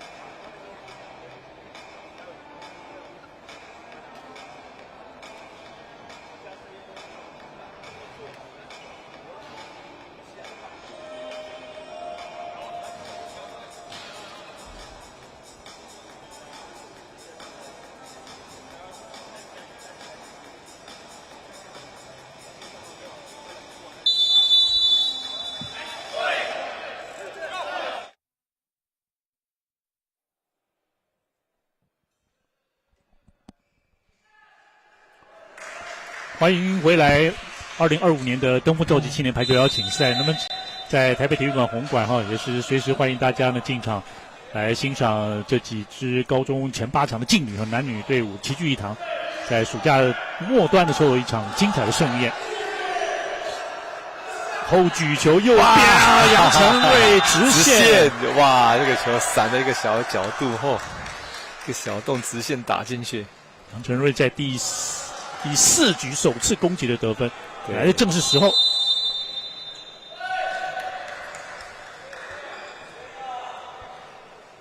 好的，全场也得到14分了，靠网。陈思凯没有成功，蔡东成右边攻击，对，蔡东成在2号位置攻击得分，对。他们攻击手也会讲好，是不是？就是蔡东成不过他本来就是在右半边的位置了。不过前排这3个人可以随时互换位置嘛。有时候他刚好是攻击完之后就在那个位置拦。对。拦网的话，就会固定换到你的习惯的一个位置，设定的位置。比如说你大炮就会站4号位置。哇！蔡东成全场也有4次发球失误，对，1、2、3、4。其实蔡东成队长来讲的话，其实在关键的时候，他扮演的角色就是说失误要减少。15比18，现在平荣高中落后3分。发球则是10号的杨成瑞，今天杨成瑞发挥的相当好。潘俊佑的接发球，快攻，中间陈思凯被拦到，对。张轩照攻击有漏，当然网次也帮了一点忙。对，张轩照倒是在这一局发挥的还不错。对，是目前来讲的话，只要你接发就起来攻击，没办法打死对方的情况下面，很容易就被对方打死。所以说目前来讲的话，其实要做有效的攻击很重要，因为男生的程度来讲的话，你很少有多来波的情况，没错，大概一波就打死对方，所以起来的时候就应该要把对方打死，对，不要让对方的机会。那防守起来的攻击得分之后，那个整个士气提升的会更高。比荣高追成了16比19，潘尚瑜还是相当稳定，他得到18分了。修正球，对，直线。谢玉红，对，他的习惯性我们要了解到一个选手的习惯性谢玉红这个很习惯性的往内跳，然后让球放到左手的位置，但留一点的时候往直线打，所以选手要去了解，要掌握一下。所以有时候你看他谢玉红做这种组合进攻的时候，有时候真的就要进去了没错，3号位那里，从4号进去3号位置打，对，然后他会把球放留一点，因为他是左手，对。那拦网者来讲的话，都会认为他会打斜线，其实直线都有一个洞，他是这样生存的。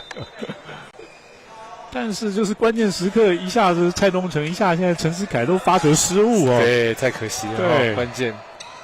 潘尚瑜吊球好球！哎呀，林建成没有够到。对，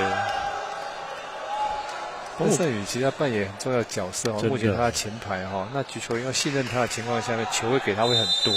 相对来讲，龙金的部分也是要针对他去拦网。OK， 是宇恩的发球，有破坏到了，世青国手快攻慢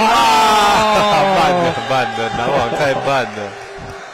10号吴文福的得分，对，这个龙金这个举球员扮演的很重要的关键的一分这一分还只是高2的关凯伦，对，很冷静举的时间点真的很好。对，91号码4号现在准备发球就是关凯伦，他有发球失误，请要小心一点。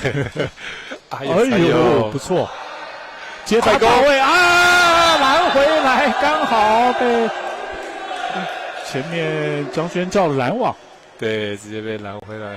很明显的一点点，双人拦网快攻代表已经被拦网者识破了。那这个球你要举快攻的情况下面，2个人一起跳起来拦网。那在龙金的拦网有一个好处就是他们辅助拦网蛮多的，旁边的人都会起来吧，不管拦得到拦不到。OK。谢玉红这次又拦下了一球，哎呀，来到23比18。这个真的是运气球怎么样控制都没办法把球控制到这个球刚好是硬塞。所以现在球运是在龙金身上。没错，23-18领先5分，平荣高中叫出了暂停。龙金有机会把战线拉到打满打好。对，打到第5局。对。登峰召集青年排球赛呢，在台北体育馆红馆从今天开始，8月25号到30号这个礼拜了，随时都有比赛，从早上到晚上9点到晚上9点。同时也欢迎大家呢来锁定这个直播，也可以。这次参与转播的包括了MOMO TV、有爱尔达体育台呢，以及 SS TV。5分差的比赛，对，蛮关键的。这个教练团呢，在暑假都希望可以多磨练，这是最好的磨练，一磨就磨了练了5局，对。逼快掩护，中间这里是潘尚瑜，对，做一个中间组合的一个攻击。他的成功率就高了那个头高。对，再是左手撇子。只要对方的拦网者3个都190，拦网不错的话，其实他就很难突破。谢宇宏发球有威力，刚刚嘉荣老师就称赞了谢宇宏的发球。哇，这是现在靠谢宇宏的追分了对。现在光发球得到了3分。对方马上喊赞他。对，因为发球能力算好，而且今天的状况是很好的情况。那这样龙津高中或许吧，就接发这一环可能林哲敏教练就要盯一下，他会提醒一下。就是他这次的暂停，主要是第一个就是说让对方的发球能够失误，第二个是说我要做一个如何接发球，第三个再来是组织，我如何组织一个完好的一个攻击，成功率能够高，能够得分的一个部分。是。那全家恩这个3号的自由球员呢，在113学年的 HVL 高中排球联赛，他接发的好球率其实到43%相当出色。对，算很高了。他防守也非常好。也入选今年的80亚青运动会的青年对，那个也有一个比赛。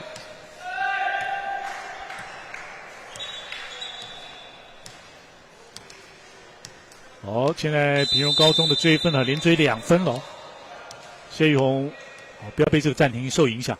对，没有，先稳住，成功修正来不及了，举得太短吗？太短。OK， 然后攻击手跟举球也没有配合好，两个都在犹豫，是我的。关键的分数还是蛮重要的。是发生了失误了。对，经验的累积很重要。再一个出界。这个球没有打到手掌打到手腕了，出手慢了一点点。OK， 他想要打直线，让球放下来。看这些球员发球这个很过瘾但是平常我们自己练好像真的不太会发球，发球好像很难。从国小开始练到现在。对了，当然了来到了起点大包哇，真的是龙津8包球，这个今天回去要多练好几。他龙津可能吃牛肉面了，不吃8包，要多练好几篮球了。吴恩福也好了还有这个都有几次的这个8包失误的，林建成也是。再一次最后还有机会，修正给潘尚瑜轻扣球，是龙津的呛死，再看看有没有机会最后一击。潘尚瑜篮下。潘尚瑜是个关键。直线你不要找他，潘尚瑜的直线拦的真的很好。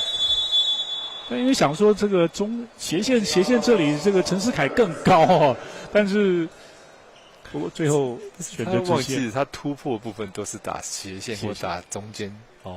对。但是他只要往潘尚宇的方向去打的话，其实成功率就很低，比较难对，双方只有1分差，而且这个时候分数是关键的1分，你再得1分就赢了，龙津再得1分就赢了。这一局的情况下面，拦网者一定很认真的跳，所以你要挑战他们拦网者最好的选手情况下，你的成功率就低了。看这个球会不会接发球，接个好球，他突然间来个快攻。对，龙津对就是他们今天的包括快攻也好，组合快攻哈，都做得还不错。以现在来讲，平龙应该会抓他们的主力，两边的长攻手，对，发球哈。对，就是说攻击对方的攻击，对。OK。然后这时候突然间来个快攻，可能是一个蛮好得分的一个手段。OK， 看举球员怎么去运用。先发进，对，稳稳的。好，有机会哦，中间没有，又拦到吞下去。杨长瑞幸运的这一分，但是也是重要的这一分。对，哇，这个球算有点运气哦。这个球差点被方善宇拦死掉了。哇，今年登峰造极第一场哈，就一个 morning call 哈，给大家一个好戏啊。真的。稍后将进行决胜局的第5局的比赛，休息一下，马上回来。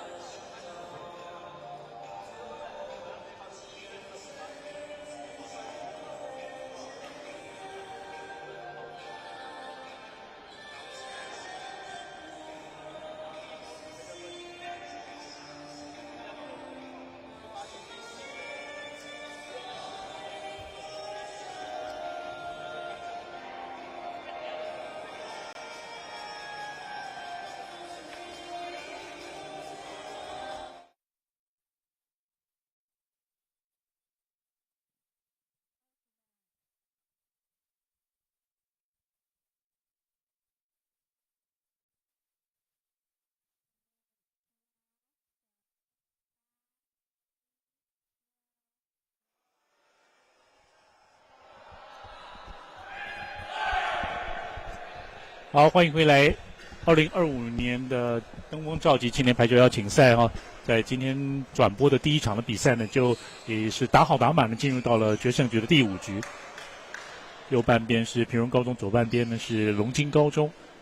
对，到第5局来讲的话，其实也是一个磨练啦。如何去打第5局是很关键、很重要的。是对，所以说要注意到整个细节部分来讲的话，真的不容许你多几颗失误。不管是发球、接发球，或者组织的攻击拦网情况下面来讲的话，都要表现到最好的情况下。这一次比赛的裁判们老师呢，还有现场的规格布置哈，都是即将开打的哈直排元年职业排球联赛的第1年的这些工作人员以及工作团队哈来呈现。第一球就拦到龙津，右边再来一次谢玉红，没有过吗？可惜，对，是击球，这球可惜又没有攻击得分哦。倒是在2号，在4号位的这个潘尚宇没有摸到一个球。对他这个球想说，有时候举球员会想说，到时候大家在注意的是，对，大家在注意潘尚宇，我这球给谢玉红。对。韩尚宇，哎呦，被守起来，被守起来，哇，球没有举好，可惜，对，修正球。又是杨承瑞刚刚在后面防守，潘尚宇然后用手指头，全家人手起，后排吊球，还有潘尚宇这次斜线，手腕了哈，还是用得很好。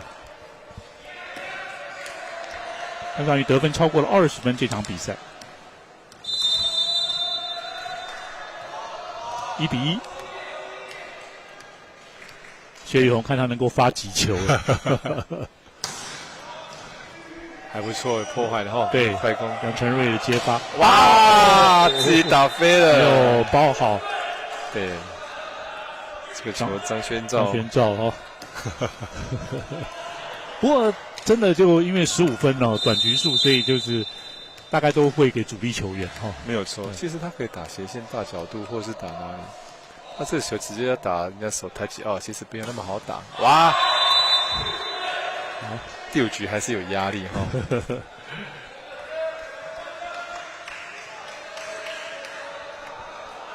可能是2罚中1，两次发球，还有得分，还不错。对，没关系哈，球虽然发现失误了，但是我们把接发球接好了。陈柏明的发球接发球，潘俊佑，哇，好高啊！哎呀，可惜出界啊！哇，太可惜了！你会看到突然间同一个不知道从哪里飞出来一个手，对，而且这个空中飞人呢，在真的出界哦，在空中停的时间非常的久。从2号切进去3号位置攻击。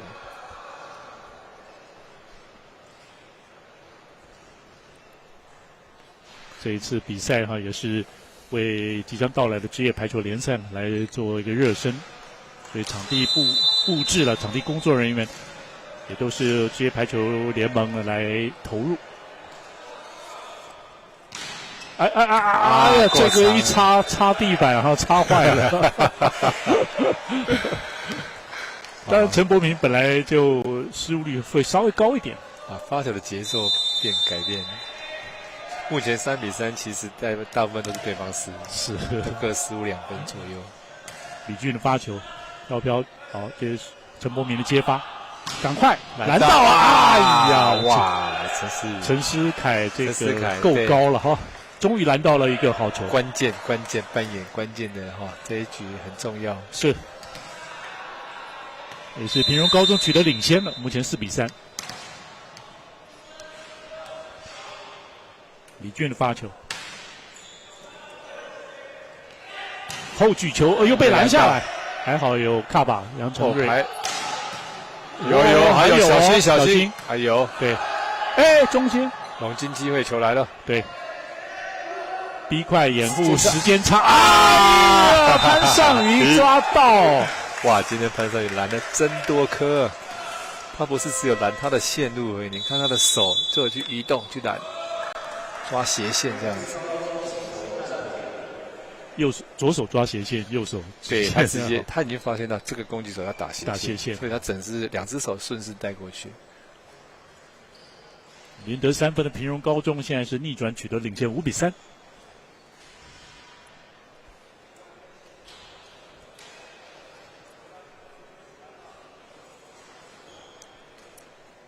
这个时候是不是龙金会提醒了攻击的时候，也许可以避开这个潘尚宇的拦网？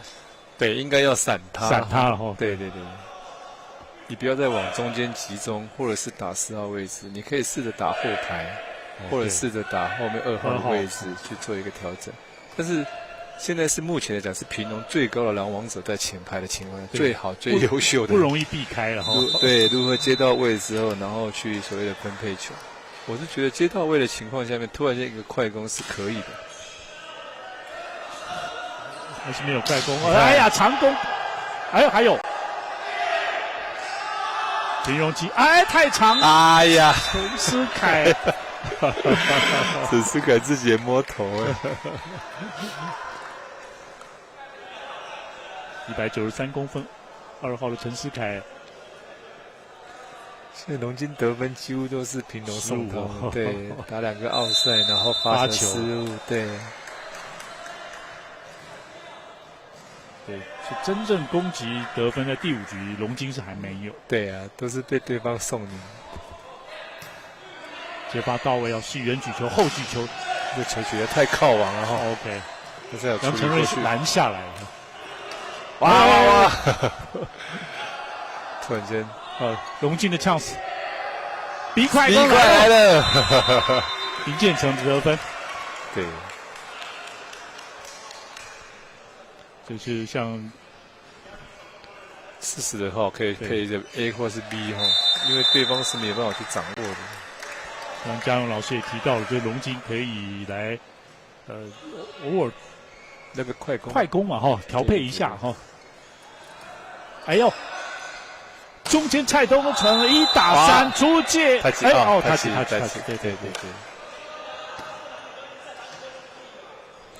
因为我们在主次攻击的时候，还是要偶尔举快攻，让对方的蓝中间手会去注意你，然后让我们再配出去，这样子他就不知道我们要配哪个时间点。像这个球，张轩照加快进攻，对，潘尚瑜打到头。像这个球突然间配一个2号位置，中间手都拦网了，就来不及，陈思凯都来不及过去，这斜线就好打。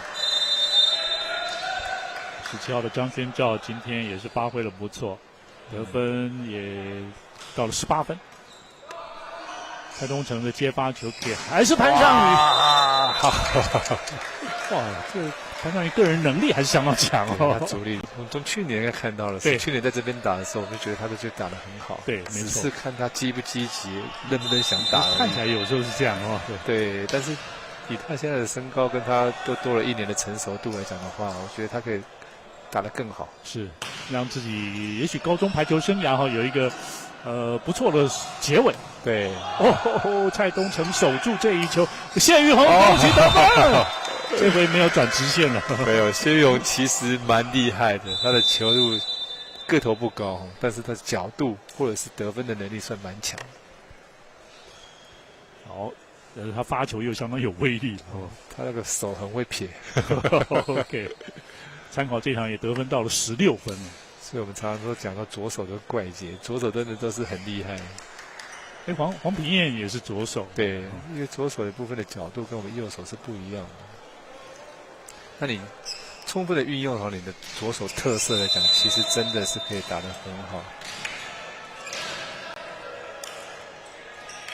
然后就国家队来讲的话呢，这个钟轩的这个左手一样是相当强势而且球龄也够长。哇！单手举快攻，好球！好球！林建成也刚好够2个快攻都得分对，打得很好。没错，这局他就是2分。对，他都有跑，都有跟，他快攻手其实都有进，真的不错。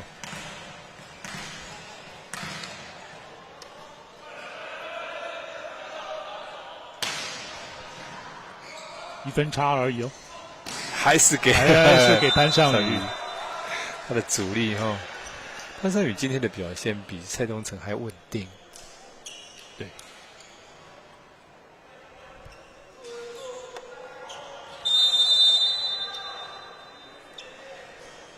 陈思凯、全家人的接发，给直线直线收起来，垫高。我们刚才讲到稳定来讲的话，今天的蔡东成就没有那么稳定那种关键球在处理球的时候，像这种球你要把对方打死其实是很难的，但是我们可以处理到一个让对方在接球比较困难的地方就够了，而不是需要把对方打死。但当然最重要是你不能失误。林建成的发球，蔡东成的接发到位，聪明，界外，哎呀，双方现在平手了。谢宇宏刚刚算是攻击失误。对，关键这个球他要做一个处理球，但是处理界外了，太可惜了。当然，正式规格的比赛呢，将会有挑战的这个制度。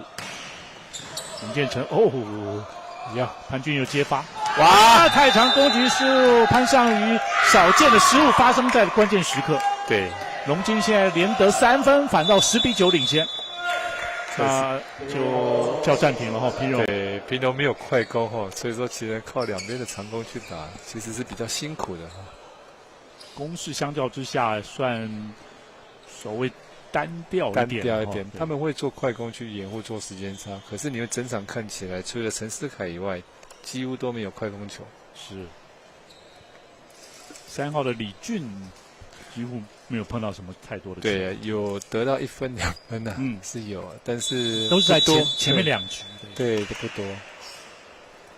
那第5局来讲，其实有时候我们就要打，让他对方意想不到的球路，或者是意想不到的战术。你不能再跟前面一样，前面几局的方式模式是一样的。好，龙津高中现在连得3分呢，取得领先，双方都有一波的这个3分的攻势，在决胜的第5局。那换林建成发球，刚刚2个快攻的得分啊，也是跳趴，哇，太急了，太急了！哨子一鸣哨之后，他马上拿着球就要打了哦，太快了。一般是有这个8秒钟的时间嘛，对啊，不用那么长期的话，你深个呼吸一下，调整一下自己的一个心率节奏。是宇恩跳飘的发球右边，哎呦，现在是比谁打比较远嘛。张轩照的攻击失误，对，这是关键的分数，这2分都是龙津自己送给对方的哈，一个发球失误，一个攻击失误。有时候越想要得分好像会越用力啊，哈什么的，但是身体太紧绷啊。龙津就是他会有组合进攻或者快攻这样。这个是做一个时间差的攻击。对。其实我们在做时间差攻击，主要是原因是因为对方的狼王的组合能力不是那么好。我们可以用时间差来骗他们的时间，在他们的狼王中间手的判断能力不是那么足够的情况下面。所以就平荣，你说硬要说他的缺点，可能就是在中间手这一块。因为李俊是比较矮一点点，对，那陈思凯是经验比较没那么好。好，现在谢玉红这个攻击的得分，看看平荣现在12比11的领先。谢俊宏的发球有哦，不过杨承瑞接发 OK， 只能打修正，对，哇，他记有，听声音也有了哈。对，这个球整在中间的路线。12比12平手，决胜的第5局，第5局抢15分。现在看谁的心脏比较大颗了。对，去打。潘俊佑的接发，快攻来了！少见的快攻，李俊的得分，哇！从第3局之后，他的首次的得分，但是却很关键。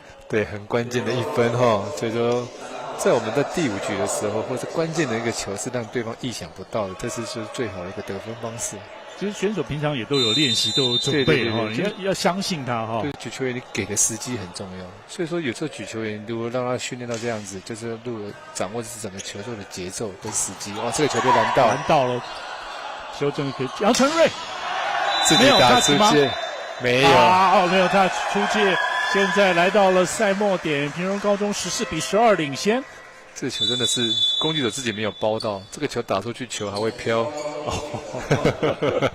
没有旋转哦。对，一般还是要有正向的旋转。就是这种球赛来讲的话，其实就是在磨练有一些选手，他不是说在去年有那么多经验的情况下面，今年在这种关键的球要怎么打很重要。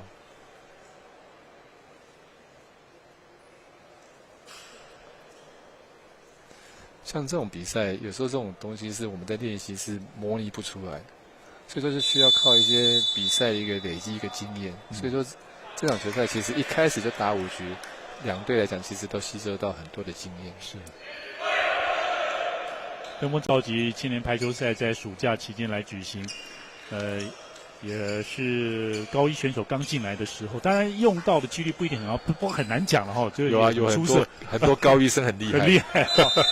是院里，我们看院里明天的比赛，对。像女生的话，华侨就比赛结束，平荣高中15比12呢拿下了第5局，以3比2呢击败了龙津高中。我第一场就打到第5局哈，也是蛮精彩的哈，就是对。两队来讲的话，其实表现都非常好哈。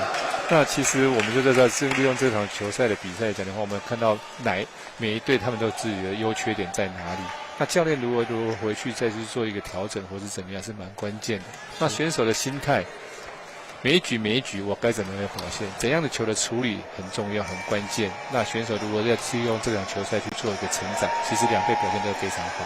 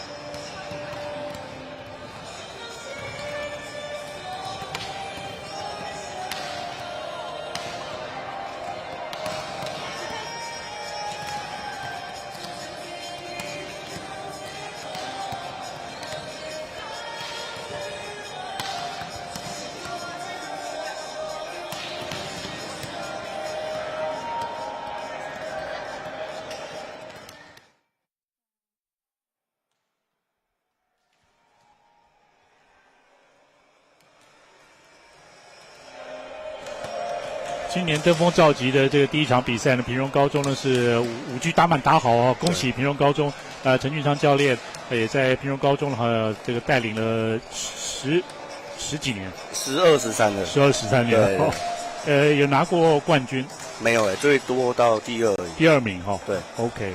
那今年这一批的选手呢，你看，你有提到说好像至少在团队的凝聚力这部分呢还蛮不错的。对，因为我们这些去年他们都有一起比赛过，而且他们有很多人都是从国中内部国中就拿到国中组的冠军嘛，对对对。然后只是刚刚这可能乱流，因为可能我们今年的第一场比赛，对，所以现在大家还在找那个比赛的感觉这样子。那暑假你们是有集训？有，我们暑假有，但是有异地训练吗？没有我们其实都是自己在学校里面练的其实我们就没有这比赛的机会就比较少异地训练的话机会也算少对。不过今天确实就是大致整体怎么样呢？会不会在就是说比如说中间手这一块的进攻火力会稍微少一点？当然，因为我们去年张敏璇毕业嘛，对，去年他会比较好一点。那今年的就是一个陈思凯虽然去年有上场，可是跟大家比起来，他的经验还是算弱。另外一个李俊就可能比较矮一点，然后加上他前2年的比赛经验没那么多，所以他其实我们还就是希望其他的选手可以边打边带他们这样。OK， 对。不过第5局的时候，你有特别暂停的时候，你有提醒，就是可以做一些快攻，就是让李军那一分其实蛮重要的啊，就是他真的做到了。因为我们以往啊，其实我们去年的弱点就是可能说我们快攻举的太少，会导致两边的攻击手压力大，大家都在跟，然后要突破也不好突破。对，其实我们刚好也发现到李军那个点，那个时候应该是可以用啊，因为大家都在跟那个潘尚宇，对，或者蔡宗成，就试试看看。OK， 好，我们还是恭喜平荣呢今天旗开得胜，恭喜，谢谢。我们稍微休息一下，马上回来。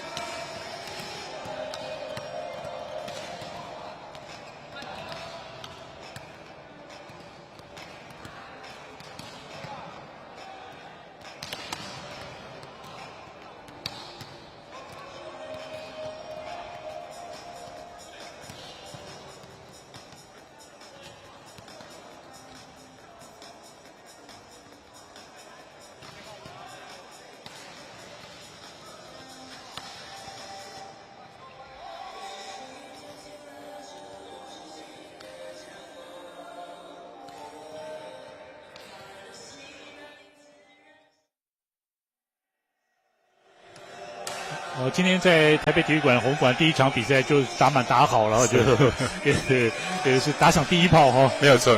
各个队实力都蛮接近，在高中这个阶段，前8强来讲的话，确实差距并不是很大。对，他们都有相对的一定的实力存在哈。那各队来讲的话，其实就要看整个暑假做一个训练的调整情况。那其实这场比赛结果下来讲，先恭喜屏东，当然以3-2获胜。那屏东其实一开始没有做得很好，其实他还是有一些进步的空间，譬如说整个的拦网的体系啊，或者是防守部分能够再加强一点，选手才稳定一点。那其实农青蛮可惜的哈，今天我们看到几个主力选手、主攻手失误率太高了，再来就是说没有办法掌握到整个的节奏，可能是因为场地的环境还没办法完全适应。但是我觉得这2队来讲的话，后面的比赛我觉得会一场比一场更好。是。龙津高中在上一届的 HBL 获得第3名，那屏东高中是第7名。好，那今天我们第1场的转播就到此告一段落。也非常谢谢老师精彩的解说，谢谢。那我们稍后马上还有下一场比赛呢，会有这个丰原高商就是 HBL 的冠军队伍来对战福城对，我们休息一下马上就会回来。好，谢谢您，拜拜。